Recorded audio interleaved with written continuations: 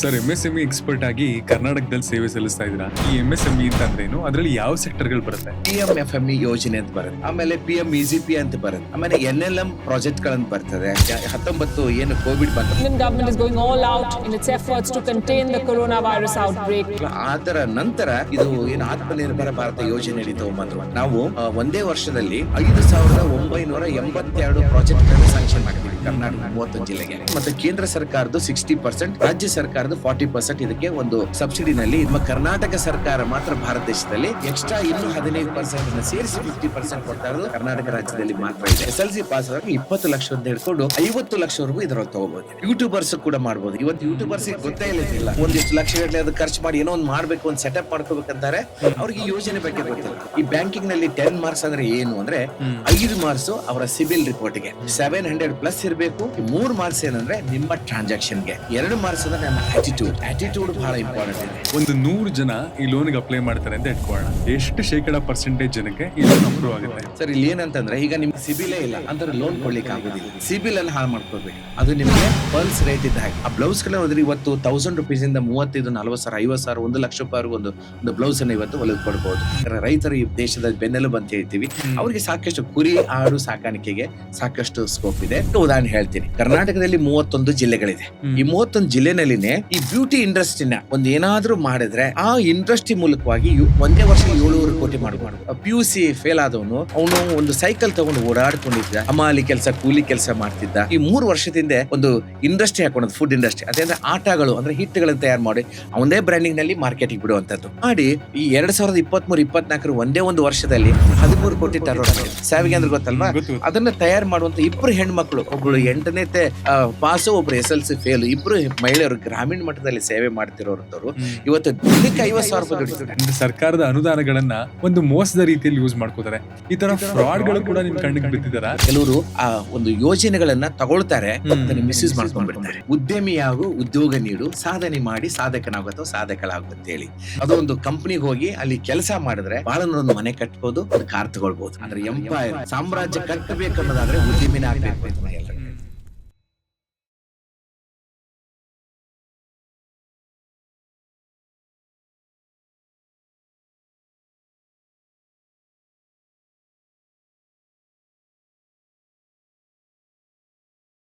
ಯಾವುದೇ ಸಾಧನೆ ಇರೋದು ಬರೀ ಅದೃಷ್ಟ ಅಲ್ಲ, ಅದು ಪ್ರತಿದಿನದ ಸಣ್ಣ ಸಣ್ಣ ಎಫರ್ಟ್ಸ್ ಗಳ ಒಂದು ದೊಡ್ಡ ಗೆಲುವು. ಈ ಗೆಲುವನ್ನ ಸಾಧಿಸೋದಕ್ಕೆ ಸರ್ಕಾರದ ಕಡೆಯಿಂದ ಕೂಡ ತುಂಬಾನೇ ಸ್ಕೀಮ್ಸ್ ಗಳಿದೆ. ಆದ್ರೆ ಅದ್ರ ಬಗ್ಗೆ ನಮ್ಗಿರುವಂತಹ ಮಾಹಿತಿ ಸಿಕ್ಕಾಪಟ್ಟೆ ಕಮ್ಮಿ. ಈ ವಿಷಯದ ಬಗ್ಗೆ ಇವತ್ತು ಮಾತಾಡೋದಕ್ಕೆ MSME ಎಕ್ಸ್ಪರ್ಟ್ ಆಗಿರುವಂತಹ ಡಾಕ್ಟರ್ ಸುರೇಶ್ ಕಮ್ಮಾರ್ ಅವರು ನಮ್ಮ ಪಾಡ್ಕಾಸ್ಟ್ ಬಂದಿದ್ದಾರೆ. ಅವರು ಹೇಗೆ ಒಬ್ಬ ಸಾಮಾನ್ಯ ಮನುಷ್ಯ ಸ್ವಾವಲಂಬಿಯಾಗಿ ಬಿಸ್ನೆಸ್ ಆಂಟರ್ಪ್ರಿನರ್ ಆಗ್ಬೋದು, ಮಹಿಳೆಯರಿಗೆ ಗವರ್ನಮೆಂಟ್ ಅಲ್ಲಿ ಯಾವ ತರದ ಸ್ಕೀಮ್ ಗಳಿದೆ, ಅಂಡ್ ಸಬ್ಸಿಡಿ ಅಂದ್ರೆ ಏನು, ಅದರ ಬೆನಿಫಿಟ್ಸ್ ಅನ್ನ ಪಡ್ಕೊಳ್ಳೋದು ಹೇಗೆ, ಎಲ್ಲವನ್ನ ಇವತ್ತಿನ ಪಾಡ್ಕಾಸ್ಟ್ ಅಲ್ಲಿ ಮಾತಾಡಿದ್ದಾರೆ. ಇದು ಕಡಕ್ ಟಾಕ್ಸ್, ಬರೀ ಕತೆ ಅಲ್ಲ, ಹೊಸ ಅಧ್ಯಾಯ.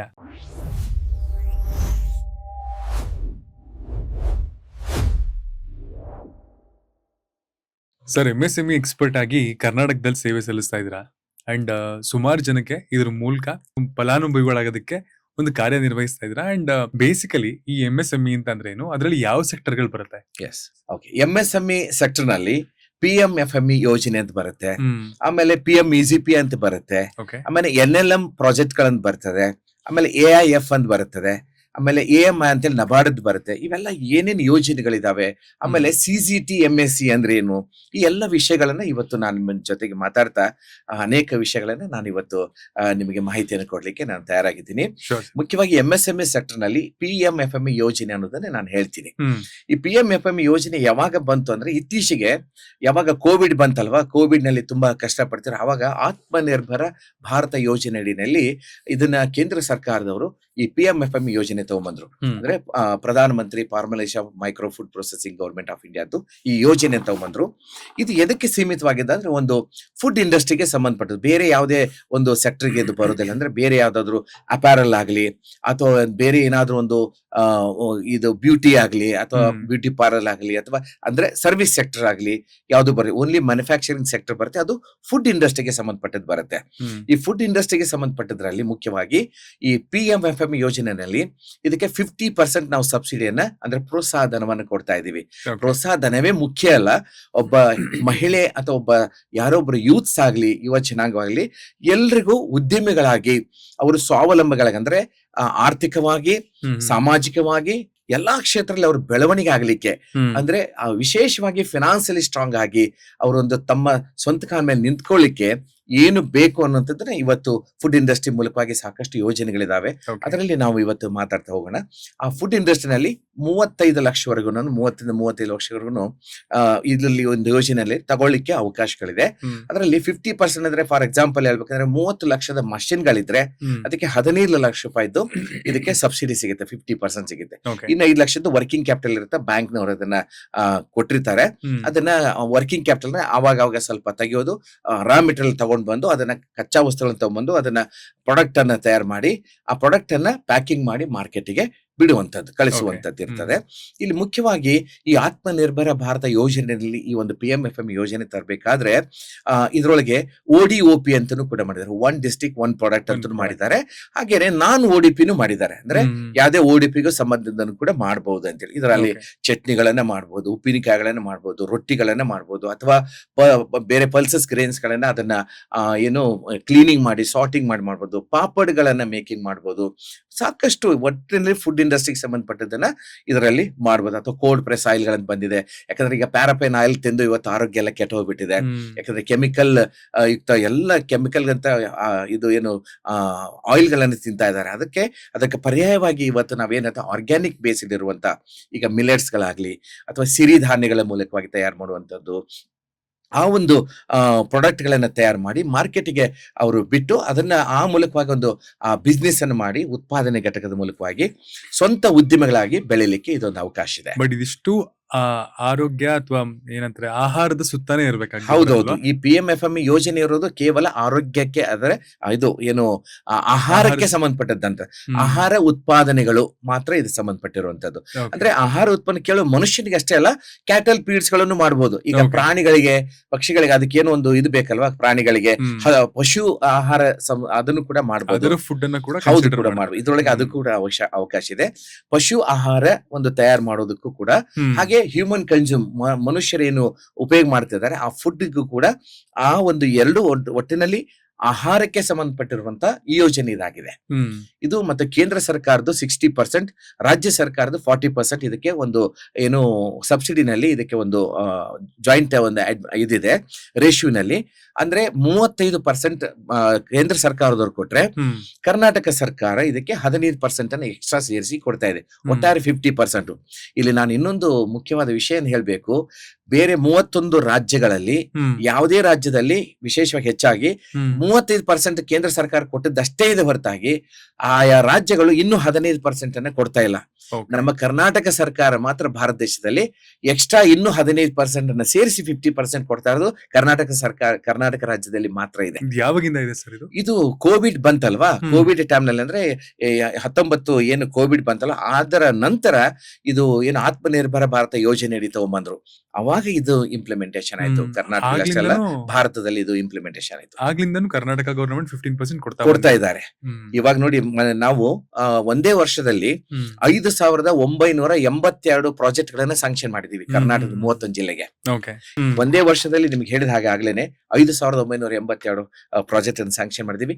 ಈ ವರ್ಷ ಮತ್ತೆ 5,000 ಪ್ರಾಜೆಕ್ಟ್ ಅನ್ನ ನಾವು ಏನು ಇಂಪ್ಲಿಮೆಂಟೇಶನ್ ಮಾಡ್ಬೇಕು ಅಂದ್ರೆ ಅಷ್ಟು ನಾವು ಸ್ಯಾಂಕ್ಷನ್ ಮಾಡ್ಬೇಕಂತೇಳಿ ಈಗಾಗಲೇ 206 ಕೋಟಿಗಳಂತ ಹೆಚ್ಚಾಗಿ ಒಂದು ಫಂಡ್ ಕೂಡ ಈಗ ನಮ್ಮ ಕರ್ನಾಟಕ ಸರ್ಕಾರ ತೆಗೆದಿಟ್ಟಿದೆ. 2,600 ಕೋಟಿ ಅಷ್ಟರೊಳಗೆ ತೆಗೆದಿಟ್ಟಿದ್ದಾರೆ. ಇದು ಒಂದು 15%ಗೋಸ್ಕರ, ಅಂದ್ರೆ 35% ಕೇಂದ್ರ ಸರ್ಕಾರ, ರಾಜ್ಯ ಸರ್ಕಾರದ 15%, ಈ ಎರಡು ಸೇರಿ 50% ಒಂದು ಪ್ರೋತ್ಸಾಹಧನವನ್ನ ಕೊಡುವ ಒಂದು ಕೆಲಸ ಮಾಡ್ತಿದ್ದಾರೆ. ಇಷ್ಟೇ ಉದ್ದೇಶ ಏನಂದ್ರೆ ಎಲ್ಲರೂ ಆರ್ಥಿಕವಾಗಿ ಸ್ವಾವಲಂಬನಾಗಬೇಕು. ಇದಕ್ಕೆ ಇನ್ನೊಂದು ಏನಂದ್ರೆ ಇದಕ್ಕೆ ಯಾವುದೇ ಎಜುಕೇಶನ್ ಲಿಮಿಟ್ ಇಟ್ಟಿಲ್ಲ, ಏನು ಎಜುಕೇಶನ್ ಆಗಿರ್ಬೇಕಂತ ಏನಿಲ್ಲ. ಆಮೇಲೆ ಇದಕ್ಕೆ ಏಜ್ ಲಿಮಿಟ್ ಇಲ್ಲ, ಯಾವುದೇ ಏಜ್ನವರು ಮಾಡಬಹುದು, 60 ವಯಸ್ಸಿನವರು ಕೂಡ ಮಾಡಬಹುದು. ಆಮೇಲೆ ಇದಕ್ಕೊಂದು ಬ್ಯಾಂಕಿನ ಕೂಡ ಒಂದು ಕ್ರೈಟೇರಿಯಾ ಇದೆ. ಅದರಲ್ಲಿ ಏನಂದ್ರೆ CGTMS ಕೂಡ ನಾವು ಇದಕ್ಕೆ ಕವರ್ ಮಾಡಿದೀವಿ. CGTMS ಏನಂದ್ರೆ ಅಂತ ಹೇಳ್ತೀನಿ ನಾನು. ಇದಕ್ಕೆ ಕ್ರೆಡಿಟ್ ಗ್ಯಾರಂಟಿ ಟ್ರಸ್ಟ್ ಫಂಡ್ ಅಂತ ಹೇಳ್ತೀವಿ, ಫಾರ್ MSME ಅಂತ ಹೇಳ್ತೀವಿ. ಅಂದ್ರೆ ಕ್ರೆಡಿಟ್ ಗ್ಯಾರಂಟಿ ಫಂಡ್ ಟ್ರಸ್ಟ್ ಇಂದ ಒಂದು SME ಗಳಿಗೆ ಅಂದ್ರೆ MSME ಗಳಿಗೆ ಇದು ಒಂದು ಸಪೋರ್ಟ್ ಮಾಡುತ್ತೆ. ಫಾರ್ ಎಕ್ಸಾಂಪಲ್ ಹೇಳ್ಬೇಕಂದ್ರೆ ಈಗ ಒಂದು ನೀವು ಕಾರ್ ತಗೊಂಡಿರ್ತೀರಿ, ಒಂದು ಬೈಕ್ ತಗೊಂಡಿರ್ತೀರಿ, ಅದಕ್ಕೊಂದು ಇನ್ಶೂರೆನ್ಸ್ ಮಾಡಿಸಿರ್ತೀರಿ. ಅಂದ್ರೆ ಏನೋ ಏನದು ಮುಂದ್ಗಡೆ ಏನು ಎಂಟೈರ್ ಅದಕ್ಕೆ ಬೇಕಾದಂತದ್ದು ಇನ್ಶೂರೆನ್ಸ್, ಅದಕ್ಕೇನಾದ್ರೂ ಆಕ್ಸಿಡೆಂಟ್ ಆಗಲಿ ಏನೋ ಒಂದು ತೊಂದರೆ ಆದ್ರೆ ಅದಕ್ಕೆ ಇನ್ಶೂರೆನ್ಸ್ ಕ್ಲೇಮ್ ಆಗುತ್ತೆ. ಹಾಗೆ ಈ CCTMSC ಕೂಡ ಇವರಿಗೆ ಬ್ಯಾಂಕ್ ಕೊಟ್ಟಂತ ಏನು ಸಾಲ ಸಂಬಂಧಪಟ್ಟಂತ ಯೋಜನೆ ಇರುತ್ತೋ ಅದಕ್ಕೆ ಈ CCTMSC ನಾವು ಕವರ್ ಮಾಡಿರ್ತೀವಿ. ಅದಕ್ಕೆ ಬ್ಯಾಂಕ್ ಕವರ್ ಮಾಡಿದಾಗ ಒಂದು ವೇಳೆ ಅದು NPA ಆದ್ರೆ, ಅಥವಾ ಏನಾದ್ರೂ ಫ್ಲಡ್ ಬಂತು, ಅಥವಾ ಏನೋ ಒಂದು ಲೈಟನಿಂಗ್ ಆಯ್ತು, ಅಥವಾ ಒಂದು ಶಾರ್ಟ್ ಸರ್ಕ್ಯೂಟ್ ಆಗಿ ಏನೋ ಒಂದು ತೊಂದರೆ ಆಯ್ತಪ್ಪ, ಯೂನಿಟ್ಗೆ ತೊಂದರೆ ಆದಾಗ ಆ ಬ್ಯಾಂಕಿನ ಸಾಲವನ್ನ ಈ ಒಂದು CCTMSC ಕವರ್ ಮಾಡಿಕೊಡ್ತದೆ. ಹೀಗಾಗಿ ಈ ಏನು ಉದ್ಯಮಿ ಇರ್ತಾರೆ ಅವ್ರಿಗೂ ಕೂಡ ಯಾವ್ದೇ ರೀತಿ ತೊಂದರೆ ಆಗೋದಿಲ್ಲ. ಬ್ಯಾಂಕ್ ಅದನ್ನ ರಿಕವರಿ ಮಾಡ್ಕೊಳ್ತದೆ. ಯಾವ್ದು ಈ CCTMSC ಮೂಲಕವಾಗಿ ತಾನು ಕೊಟ್ಟಂತ ಸಾಲವನ್ನ ಅದನ್ನ ರಿಕವರಿ ಮಾಡ್ಕೊಳ್ತದೆ. ಇಲ್ಲಿ ಏನಂದ್ರೆ 10% ಮಾರ್ಜಿನ್ ಮನಿ ಅಭ್ಯರ್ಥಿಯ ಪಾಲು ಅಂತ ಇರ್ತದೆ. ಅಂದ್ರೆ ಓನ್ ಕಾಂಟ್ರಿಬ್ಯೂಷನ್ ಅಂತ ಇರ್ತೀವಿ. ಯಾವುದೇ ಕೇಂದ್ರ ಮತ್ತು ರಾಜ್ಯ ಸರ್ಕಾರ ಯಾವುದೇ ಯೋಜನೆ ಆಗಲಿ MSME ಸೆಕ್ಟರ್ ಬರುವಂತದ್ದು ಎಲ್ಲದಕ್ಕೂ ಕಂಪಲ್ಸರಿ ಅಭ್ಯರ್ಥಿಯ ಪಾಲು ಅಂತ ಇರುತ್ತೆ. ಅಂದ್ರೆ 10% ಹಾಕ್ಲೇಬೇಕು. ಇನ್ನು 90% ಬ್ಯಾಂಕ್ ಫಂಡಿಂಗ್ ಮಾಡುತ್ತೆ. ಒಟ್ಟಾರೆ 100% ಆಯ್ತು. ಆಮೇಲೆ ಯೂನಿಟ್ ಅನ್ನ ನಾವು ಉದ್ಘಾಟನೆ ಮಾಡಿದ ನಂತರ ಆಮೇಲೆ ಸಬ್ಸಿಡಿ ಎಷ್ಟು ಬರುತ್ತೆ ಅಂದ್ರೆ 25%, 30%, 50%, ಕೆಲವೊಂದಕ್ಕೆ 75%ಗಳಿದೆ, ಕೆಲವೊಂದಕ್ಕೆ 90% ವರೆಗೂ ಇದಾವೆ. ಅದನ್ನೆಲ್ಲ ನಾನು ಮುಂದಿನ ಭಾಗದಲ್ಲಿ ಈಗ ಹೇಳ್ತಾ ಹೋಗ್ತೀನಿ. ಸರ್, ಈಗ PMFME ನಲ್ಲಿ ಒಬ್ಬ ಸಾಮಾನ್ಯ ವ್ಯಕ್ತಿ ಬಂದು ಒಂದು ಲೋನ್ ಅನ್ನ ತಗೋಬೇಕು. ಒಂದು ಮೈಕ್ರೋ ಫುಡ್ ಪ್ರಾಸೆಸಿಂಗ್ ಅಲ್ಲಿ ಸುತ್ತಮುತ್ತ ಯಾವ್ದಾದ್ರು ಒಂದು ವಿಭಾಗದಲ್ಲಿ ಅವನು ಆಂಟರ್ಪ್ರಿನರ್ ಆಗ್ಬೇಕು ಅಥವಾ ಸ್ವಾವಲಂಬಿಯಾಗಿ ಅವನೊಂದು ಬಿಸ್ನೆಸ್ ಸ್ಟಾರ್ಟ್ ಮಾಡ್ಬೇಕು ಅಂತಂದ್ರೆ ಒಬ್ಬ ಸಾಮಾನ್ಯ ವ್ಯಕ್ತಿಗೆ ರೀಚ್ ಆಗುವಂತಹ ಒಂದು ಸಿಂಪಲ್ ಪ್ರೊಸೀಜರ್ ಏನು? ಓಕೆ, ಈಗ ನೋಡಿ, MSME ಸೆಕ್ಟರ್ ನಲ್ಲೇ ಬರುವಂತ ಯಾವುದೇ ಯೋಜನೆ ಆಗಲಿ, PMFME ಯೋಜನೆ ಆಗಲಿ, PMEGP ಯೋಜನೆ ಆಗಲಿ, ಅಥವಾ NLM ಯೋಜನೆಗಳು. NLM ಯೋಜನೆ ಅಂದ್ರೆ ನ್ಯಾಷನಲ್ ಲೈವ್ಸ್ಟಿಕ್ ಮಿಷನ್. ಅದು ರೈತರಿಗೆ ಅಥವಾ ಕೃಷಿಕರಿಗೆ ಸಂಬಂಧಪಟ್ಟಿರುವಂತದ್ದು.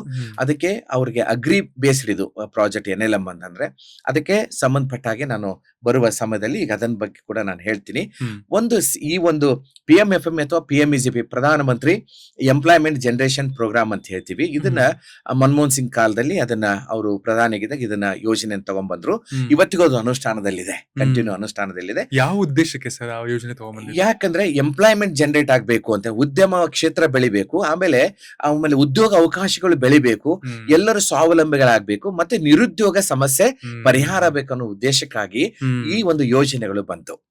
ಇದ್ರ ಬಗ್ಗೆ ಹೇಳ್ತೀನಿ. ಅದರಲ್ಲಿ PMFME ನಲ್ಲಿ 50% ಇದ್ರೆ PMEGP ನಲ್ಲಿ 25% ಇಂದ 30 ಅಥವಾ 35% ವರೆಗೂ ಇದೆ. ಅದು ಕ್ಯಾಟಗರಿ ಮೇಲೆ ಹೇಳ್ತೀನಿ.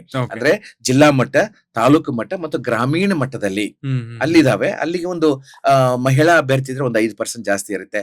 ಅಂದ್ರೆ SC ST ಸ್ಪೆಷಲ್ ಕ್ಯಾಟಗರಿ ಅವರು ಇದ್ರೆ ಅವ್ರಿಗೊಂದು 5% ಪ್ರೋತ್ಸಾಹನ ಕೊಡುವಂತದ್ದಿದೆ ಗ್ರಾಮೀಣ ಮಟ್ಟದಲ್ಲಿ ಇರುವಂತವ್ರಿಗೆ. ಈ ಯೋಜನೆಯನ್ನ ಯಾವಾಗ್ಲೂ ಏನ್ ಮಾಡ್ಬೇಕಂದ್ರೆ, ನಮ್ಮ ಈ PMFME ಯೋಜನೆಗೆ ಒಬ್ಬ ಪ್ರತಿ ಜಿಲ್ಲಾ ಮಟ್ಟದಲ್ಲಿ ಜಿಲ್ಲಾ ಸಂಪನ್ಮೂಲ ವ್ಯಕ್ತಿಗಳಂತ ಇರ್ತಾರೆ, DRPಗಳಂತ ಇರ್ತಾರೆ. ಸೊ ಅವ್ರು ಏನ್ ಮಾಡ್ತಾರೆ, ಅವ್ರ ಹತ್ರ ನಾವು ಯಾವ್ದೋ ಒಂದು ಅಭ್ಯರ್ಥಿ ಬರುವಾಗ ಅವ್ರನ್ನ ಕಾಂಟ್ಯಾಕ್ಟ್ ಮಾಡುವಾಗ ಅಲ್ಲಿ ಆ ಅಭ್ಯರ್ಥಿ ಏನ್ ಮಾಡ್ತಾರೆ, ಅದು DRP ಏನ್ ಮಾಡ್ತಾರೆ ಅಂದ್ರೆ ಆ ಸಂಬಂಧಪಟ್ಟಂತ ಎಲ್ಲ ಡಾಕ್ಯುಮೆಂಟ್ಸ್ ಗಳನ್ನ ತಗೊಂಡು ಅವರಿಗೆ ಮಾರ್ಗದರ್ಶನ ಮಾಡ್ತಾರೆ. ಫುಡ್ ಇಂಡಸ್ಟ್ರಿಯಲ್ಲಿ ಅವರಿಗೆ ಮಾರ್ಗದರ್ಶನ ಮಾಡಿ ಅದನ್ನ ಪ್ರಾಸೆಸ್ ಹೇಗೆ ಆಗುತ್ತೆ ಅನ್ನೋ ಬಗ್ಗೆ ಅವ್ರಿಗೆಲ್ಲ ಮನವರಿಕೆ ಮಾಡಿಕೊಟ್ಟು ಬ್ಯಾಂಕಿಗೂ ಆ DRP ಮತ್ತು ಆ ಅಭ್ಯರ್ಥಿನ ಕರ್ಕೊಂಡು ಹೋಗಿ ಭೇಟಿ ಮಾಡಿಸಿ ಅಲ್ಲಿ ಬ್ಯಾಂಕ್ ಮ್ಯಾನೇಜರ್ ಕೂಡ ಈ ಯೋಜನೆ ಕುರಿತಾಗಿ ಮನವರಿಕೆ ಮಾಡ್ಕೊಂಡು, ಈಗ ಆಲ್ರೆಡಿ ಎಲ್ಲ ಬ್ಯಾಂಕರ್ಸ್ ಗಳಿಗೆ ಜಿಲ್ಲಾ ಮಟ್ಟದಲ್ಲಿ ತರಬೇತಿಗಳನ್ನು ಕೊಟ್ಟು ಯೋಜನೆಗಳು ಯಾವುದು, PMFME ಯೋಜನೆ ಅಂದ್ರೆ ಏನು, ಅದು ಹೇಗೆ, ಅದೊಂದು ಪೋರ್ಟಲ್ ಇದೆ. ಆ ಪೋರ್ಟಲ್ ಅಲ್ಲಿ ಹೋಗಿ ಅವರು ಲೆಂಡಿಂಗ್ ಬ್ಯಾಂಕ್ ಅಂತ MIS ಅಂತ ಲೆಂಡಿಂಗ್ ಬ್ಯಾಂಕ್ ಅಂತಿದೆ, ಆ ಪೋರ್ಟಲ್ ಅಲ್ಲಿ ಹೋಗಿ ಅವ್ರು ಹೇಗೆ ಅದನ್ನ ಪ್ರೊಸೆಸ್ ಮಾಡ್ಬೇಕು ಅನ್ನೋದನ್ನ ತರಬೇತಿ ಆಲ್ರೆಡಿ ಈಗ ಎಲ್ಲರಿಗೂ ಕೊಡಲಾಗಿದೆ. ಎಲ್ಲ ಬ್ಯಾಂಕ್ಗಳಿಗೂ ಈಗಾಗಲೇ ಆ ತರಬೇತಿ ಮತ್ತು ಯೋಜನೆ ಕುರಿತಾಗಿ ಎಲ್ಲರಿಗೂ ಒಂದು ತರಬೇತಿ ಕೊಡಲಾಗಿದೆ. ಈಗ ಮುಖ್ಯವಾಗಿ ಹೇಳ್ಬೇಕಂದ್ರೆ ಆ ಒಂದು ಜಿಲ್ಲಾ ಸಂಪನ್ಮೂಲ ವ್ಯಕ್ತಿಗಳು ಏನ್ ಮಾಡ್ತಾರೆ ಅಂದ್ರೆ, ಅವರ ಒಂದು ಅಭ್ಯರ್ಥಿಯನ್ನ ತಗೊಂಡು ಅವ್ರಿಗೆ ಬೇಕಾದೆಲ್ಲ ಡಾಕ್ಯುಮೆಂಟ್ಸ್ ಗಳನ್ನ, ವಿಶೇಷವಾಗಿ ಇಲ್ಲಿ ಉದ್ಯಮ ಆಧಾರ್ ಸರ್ಟಿಫಿಕೇಟ್ ಅಂತ ಬೇಕಾಗುತ್ತೆ. ಅಂದ್ರೆ ಒಂದು ಫರ್ಮ್ ರಿಜಿಸ್ಟ್ರೇಷನ್ ಆಗ್ಬೇಕಾಗುತ್ತೆ. ಫುಡ್ ಇಂಡಸ್ಟ್ರಿಗೆ ಸಂಬಂಧಪಟ್ಟ ಹಾಗೆ ಉದ್ಯಮ ಆಧಾರ್ ಸರ್ಟಿಫಿಕೇಟ್ ಬೇಕಾಗುತ್ತೆ. ಅದ್ರ ಜೊತೆಗೆ ಒಂದು GST ಮುಂದೆ ಮಾಡಬಹುದು. GST ಸದ್ಯಕ್ಕೆ ಅವಶ್ಯಕತೆ ಇರೋದಿಲ್ಲ, ಬೇಕಾದ್ರೆ GST ಮಾಡ್ಕೋಬಹುದು. ಅದ್ರ ಜೊತೆಗೆ ಒಂದು KYC ಬೇಕಾಗುತ್ತೆ, ಒಂದು ಆಧಾರ್, ಪ್ಯಾನ್ ಇವೆಲ್ಲ ಬೇಕಾಗುತ್ತೆ. ಬ್ಯಾಂಕ್ ನಲ್ಲಿ ಒಂದು ಅಕೌಂಟ್ ಬೇಕಾಗುತ್ತೆ, ಫರ್ಮ್ ಹೆಸರಿನಿಂದ ಒಂದು ಕರೆಂಟ್ ಅಕೌಂಟ್ ಬೇಕಾಗುತ್ತೆ. ಅದ್ರ ಜೊತೆಗೆ ಕೊಟೇಶನ್ ಗಳು ಬೇಕಾಗುತ್ತೆ, ಮಷಿನ್ ಗಳು ಯಾವ್ಯಾವ್ದು ಬೇಕು ಬೇಕು ಅನ್ನುವಂಥದ್ದು ಬೇಕಾಗ್ತದೆ. ಅಥವಾ ಒಂದು ಖಾಲಿ ಒಂದು ಜಾಗ ಇದೆಪ್ಪ, ಅವ್ರ ಸ್ವಂತಕ್ಕೆ ಜಾಗ ಇದೆ, ಅಥವಾ 30-40 ವರ್ಷಕ್ಕೆ ಒಂದು ಲೀಸ್ ಅಗ್ರಿಮೆಂಟ್, ಒಂದು ಲ್ಯಾಂಡ್ ತಗೊಂಡಿದ್ದಾರೆ ಅಂದ್ರೆ ಆ ಲ್ಯಾಂಡ್ ಮೇಲೆ ಒಂದು ಇಂಡಸ್ಟ್ರಿ ಶೆಡ್ ಅನ್ನು ಕಟ್ಕೊಳ್ಳಿ ಕೂಡ ಇದರಲ್ಲಿ ಪ್ರೊವಿಷನ್ ಇದೆ. ಅದಕ್ಕೂ 50% ಸಬ್ಸಿಡಿ ಇದೆ. ಒಂದ್ ವೇಳೆ ಈಗ ಒಂದು 35 ಲಕ್ಷ ರೂಪಾಯಿದು ಒಂದು ಪ್ರಾಜೆಕ್ಟ್ ಅಂತೇಳಿ ಒಂದು ಉದಾಹರಣೆಗೆ ತಗೊಂಡ್ರೆ, ಇದರಲ್ಲಿ 10 ಲಕ್ಷ ರೂಪಾಯಿದ್ದು ಒಂದು ಶೆಡ್ ಅನ್ನ ಒಂದು ಇಂಜಿನಿಯರ್ ಪ್ಲಾನ್ ಮಾಡಿದ್ರೆ ಅದಕ್ಕೆ 5 ಲಕ್ಷ ಸಬ್ಸಿಡಿ ಬರುತ್ತೆ. ಅಂದ್ರೆ 10 ಲಕ್ಷದಲ್ಲಿ ಒಂದು 20-30 ಜಾಗನಲ್ಲಿ, ಒಂದು 34 ಜಾಗದಲ್ಲಿ ಒಂದು ಇಂಡಸ್ಟ್ರಿ ಶೆಡ್ ಅನ್ನ ಹಾಕೊಳ್ಳಿಕ್ಕೆ. ಆಮೇಲೆ ಮಷಿನ್ ಗಳು ಬರುತ್ತೆ. ಅಂದ್ರೆ ಬ್ಯಾಂಕ್ನವರು ಮಷಿನ್ ಅವ್ರಿಗೆ RTGS ಮಾಡ್ತಾರೆ. ಮಷಿನ್ ಅವ್ರು ಬಂದು ಅಲ್ಲಿ ಇಟ್ಟು ಅವ್ರಿಗೆ ಎಲ್ಲ ಟ್ರೈನಿಂಗ್ ಕೊಟ್ಟು ಆ ಮಷಿನ್ ಅನ್ನ ಹೇಗೆ ಆಪರೇಟ್ ಮಾಡ್ಬೇಕು ಅನ್ನೋ ಬಗ್ಗೆ ತರಬೇತಿ ಕೊಟ್ಟು ಅವ್ರು ಬಿಲ್ ಅನ್ನು ಕೊಟ್ಟು ಹೋಗ್ತಾರೆ. ಆ ಬಿಲ್ ಅನ್ನ ಬ್ಯಾಂಕಿಗೆ ಸಬ್ಮಿಟ್ ಮಾಡುವಂತದ್ದು. ಆಮೇಲೆ ನಾವು ಬಂದು ಅದನ್ನ ಉದ್ಘಾಟನೆ ಮಾಡ್ಕೊಡ್ತೀವಿ. ಇಲ್ಲಿ ಆ ಒಂದು ಮಷಿನ್ಗಳು 20 ಲಕ್ಷದಿದ್ರೆ ಅದಕ್ಕೆ 10 ಲಕ್ಷ, ಅಂದ್ರೆ 50%. ಅಂದ್ರೆ ಈಗ ಒಂದು ಶೆಡ್ ಹಾಕೊಂಡ್ರೆ, ಇಂಡಸ್ಟ್ರಿ ಶೆಡ್ ಅನ್ನ ಹಾಕೊಂಡ್ರೆ ಅದಕ್ಕೆ 10 ಲಕ್ಷದ ಮೌಲ್ಯದಿದ್ರೆ ಅದಕ್ಕೆ ಒಂದು ಒನ್ ಟೈಮ್ ಅಸೆಟ್ಸ್ ಅಂತ ಹೇಳ್ತೀವಿ. ಸ್ಥಿರಾಸ್ತಿಗಳು ಒಂದು ಟೈಮ್ ಅಸೆಟ್ ಅನ್ನ ಒಂದೇ ಟೈಮ್ ಮಾಡುವಾಗ ಅದಕ್ಕೆ, ಯಾಕಂದ್ರೆ ಇಮ್ಮೂವೇಬಲ್ ಅವೆಲ್ಲ ಪ್ರಾಪರ್ಟಿಗಳು, ಅಂದ್ರೆ ಒಂದು ಶೆಡ್ ಅನ್ನು ಕೂಡ ಅದು ಒಂದು ಒನ್ ಟೈಮ್ ಅಸೆಟ್ ಅಂತ ಹೇಳ್ತೀವಿ. ಮಷಿನ್ಗಳು ಒನ್ ಟೈಮ್ ಅಸೆಟ್. ಈ ಒಂದು ಟೈಮ್ ಅಸೆಟ್ ಅನ್ನ ನೀವು ಇಂಪ್ಲಿಮೆಂಟೇಶನ್ ಮಾಡುವಾಗ ಈ 10 ಲಕ್ಷಕ್ಕೆ 5 ಲಕ್ಷ ಬರುತ್ತೆ. ಮತ್ತೆ ಈ ಒಂದು 20 ಲಕ್ಷ ಮಷಿನ್ಗಳಿಗೆ 10 ಲಕ್ಷ, ಒಟ್ಟಾರೆ 15 ಲಕ್ಷ. ಅಂದ್ರೆ 30 ಲಕ್ಷದ ಈ ಪ್ರಾಜೆಕ್ಟ್ ನಲ್ಲಿ 15 ಲಕ್ಷ ಅಂದ್ರೆ 50% ಸಬ್ಸಿಡಿ ಬರುತ್ತೆ. ಇನ್ನು 5 ಲಕ್ಷ ಏನು ವರ್ಕಿಂಗ್ ಕ್ಯಾಪಿಟಲ್ ಇರುತ್ತೆ, 2 ಲಕ್ಷನೋ 3 ಲಕ್ಷನೋ 5 ಲಕ್ಷನೋ ಬ್ಯಾಂಕ್ ಕೊಟ್ಟಿರುವಂತದ್ದು. ಆ ವರ್ಕಿಂಗ್ ಕ್ಯಾಪಿಟಲ್ ನಲ್ಲಿ ಸ್ವಲ್ಪ ಭಾಗವನ್ನು ತಗೊಂಡೋಗಿ ರಾ ಮೆಟೀರಿಯಲ್ ಗಳನ್ನ ಖರೀದಿ ಮಾಡ್ಕೊಂಡ್ಬಂದು ಅದನ್ನ ಪ್ರಾಡಕ್ಟ್ ಅನ್ನ, ಇವನು ಉತ್ಪಾದನೆಯನ್ನ ರೆಡಿ ಮಾಡಿ ಆ ಒಂದು ಪ್ರಾಡಕ್ಟ್ ಅನ್ನು ಮಾಡಿ ಮಾರ್ಕೆಟಿಗೆ ಬಿಡುವಂತದ್ದು. ಸರ್, ಇದರಲ್ಲಿ ಉದ್ಯಮ ಆಧಾರ ಅಂತ ಒಂದು ಹೇಳಿದ್ರಿ. ಸೊ ಅದನ್ನ ಅಪ್ಲೈ ಮಾಡೋದಕ್ಕೆ ಮತ್ತೆ ಅದೆಲ್ಲಿ ಸಿಗುತ್ತೆ? ಅದಕ್ಕೆ ಮುಖ್ಯವಾಗಿ ಹೇಳ್ಬೇಕಂದ್ರೆ, ಈಗ ನಿಮ್ಮ ಸುತ್ತಮುತ್ತಲು ಎಲ್ಲೇ ಹೋದ್ರು, ಇವತ್ತು ಗ್ರಾಮೀಣ ಮಟ್ಟದಲ್ಲಿ ಕೂಡ ಹೋದ್ರು ಒಂದೊಂದು CSC ಸೆಂಟರ್ ಗಳಂತಿದೆ, ಕಾಮನ್ ಸರ್ವಿಸ್ ಸೆಂಟರ್ ಗಳಿದಾವೆ, ಆನ್ಲೈನ್ ಸೆಂಟರ್ ಗಳಿದಾವೆ. ಆಮೇಲೆ ಈಗ ಈ ಆಧಾರ್ ಕಾರ್ಡ್ ಮಾಡ್ಕೊಡುವಂತದ್ದು, ಪ್ಯಾನ್ ಕಾರ್ಡ್ ಮಾಡ್ಕೊಡುವಂತದ್ದು ಇದಾವಲ್ವಾ. ಸೊ ಅಲ್ಲಿ ಏನಂದ್ರೆ, ಅಲ್ಲಿ ಆ ಒಂದು ಆನ್ಲೈನ್ ಸೆಂಟರ್ ನಲ್ಲಿ ಹೋಗಿ ಕೂತ್ಕೊಂಡ್ರೆ MSME ಉದ್ಯಮ ಆಧಾರ್ ಅಂತೇಳಿ ಒಂದು ಇದು ಬರುತ್ತೆ ಪೋರ್ಟಲ್.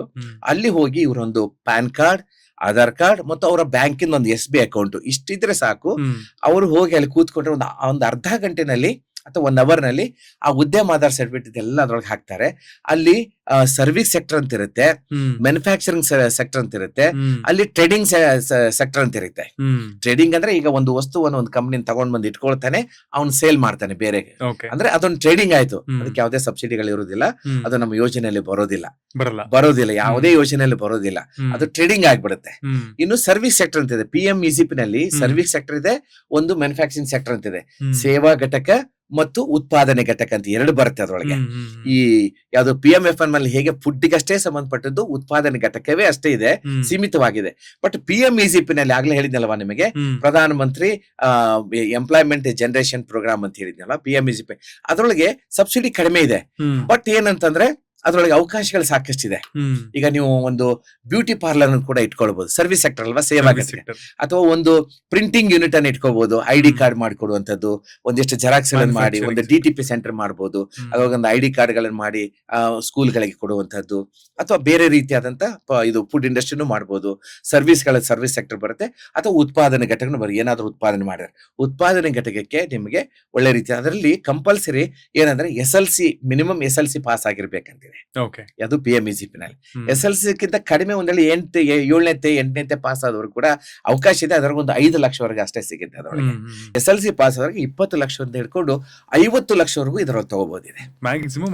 ಮ್ಯಾಕ್ಸಿಮಮ್ 50 ಲಕ್ಷ ಇದೆ. ಈ PMFM ನಲ್ಲಿ ಕೇವಲ ಒಂದು 30ರಿಂದ 35 ಲಕ್ಷವರೆಗೂ ಸೀಮಿತ. ಯಾಕಂದ್ರೆ ಅದು 50% ಸಬ್ಸಿಡಿ ಅನ್ನೋದಕ್ಕೆ ನಾನು ಒಂದು ಉದಾಹರಣೆ ಕೊಟ್ಟು ಹೇಳ್ತಾ ಇದ್ದೀನಿ. ಆದ್ರೆ ಇಲ್ಲಿ ಮುಖ್ಯವಾಗಿ ನೀವು 1 ಕೋಟಿವರೆಗೂ ತಗೋಬಹುದು, ಆದ್ರೆ 15 ಲಕ್ಷ ಅಷ್ಟೇ ಬಂದ್ಬಿಡುತ್ತಲ್ವಾ. ಈಗ ನೀವು 1 ಕೋಟಿಗೆ ನೀವು PMFM ತಗೊಂಡ್ಬಿಟ್ರೆ, ನೀವು ಲೋನ್ ತಗೊಂಡ್ರೆ 15% ಸಿಕ್ಕಂಗ ಆಗುತ್ತೆ ನಿಮಗೆ. 15 ಲ್ಯಾಕ್ಸ್ ಅಂದ್ರೆ 1 ಕೋಟಿಗೆ 15 ಲಕ್ಷ ಅಂದ್ರೆ 15% ಸಿಕ್ಕಂಗ ಆಗುತ್ತೆ. ಅಲ್ಲಿ 50% ಆಗೋದಿಲ್ಲ.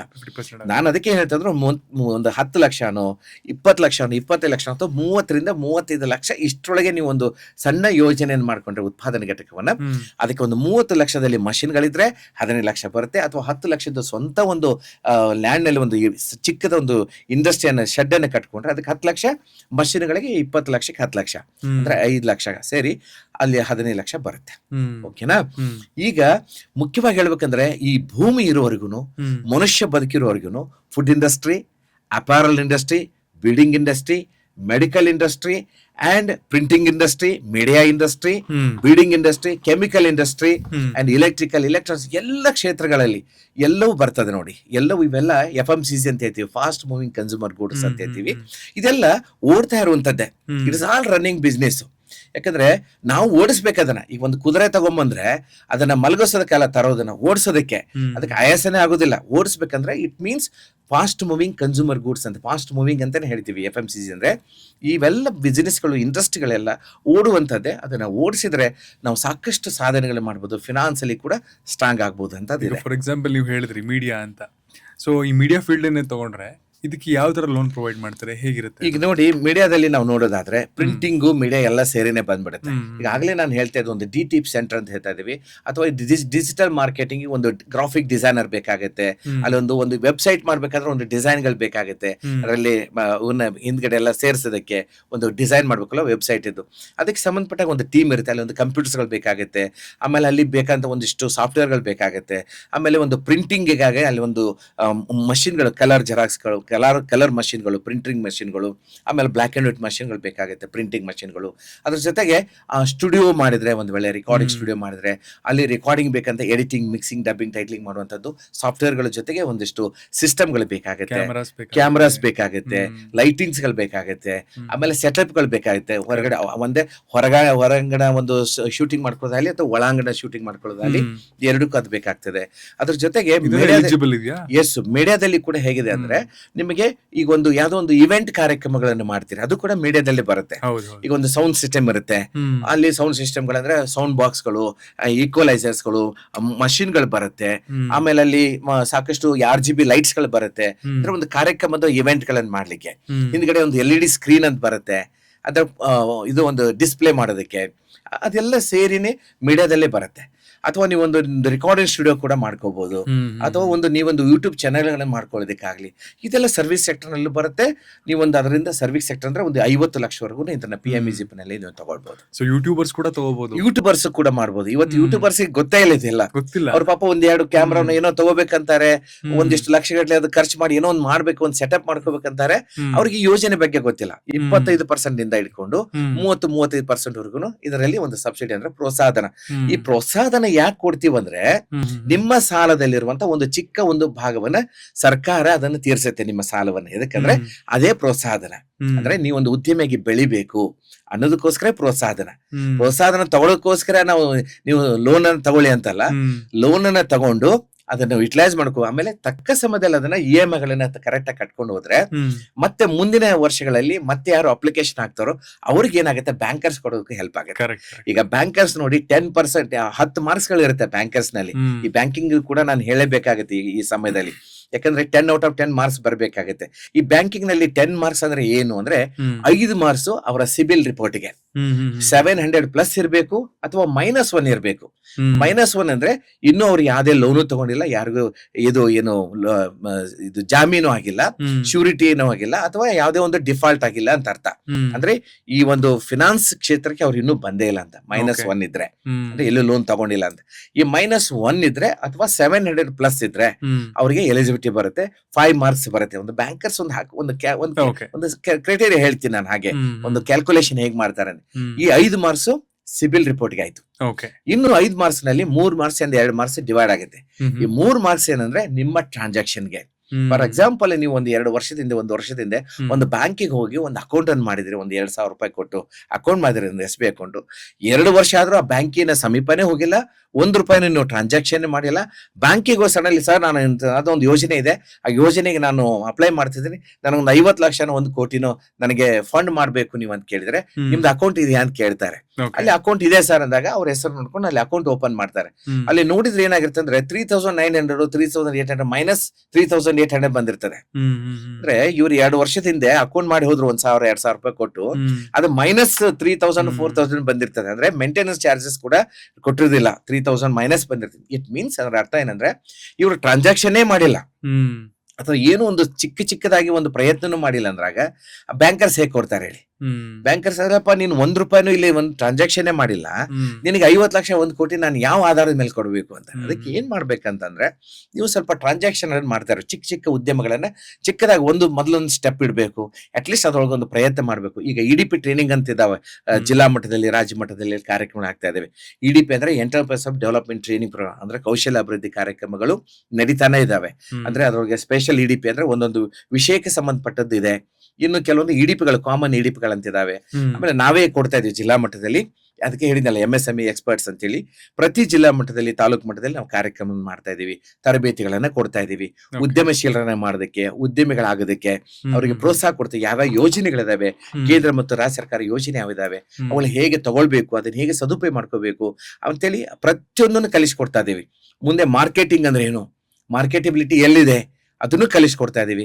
ಡಿಸ್ಟ್ರಿಬ್ಯೂಟರ್ಸ್ ಅನ್ನ ಹೇಗೆ ಇಟ್ಕೋಬೇಕು, ಅಥವಾ ನಿಮ್ಮ ಪ್ರಾಡಕ್ಟ್ ಯಾವ ರೀತಿ ಇರಬೇಕು, ಆ ಪ್ರಾಡಕ್ಟ್ ಅನ್ನ ಪ್ಯಾಕಿಂಗ್ ಹೆಂಗ್ ಮಾಡ್ಬೇಕು, ಪ್ಯಾಕಿಂಗ್ ಅಂದ್ರೆ ಏನು, ಅದಕ್ಕೊಂದು ಲೇಬಲ್ ಅಂತ ಬರುತ್ತೆ, ಅದಕ್ಕೊಂದು ಸ್ಟಿಕ್ಕರ್ ಅಂತ ಬರುತ್ತೆ, ಅಥವಾ ಅದಕ್ಕೊಂದು ಪ್ಯಾಕೆಟ್ ಅಂತ ಬರುತ್ತೆ.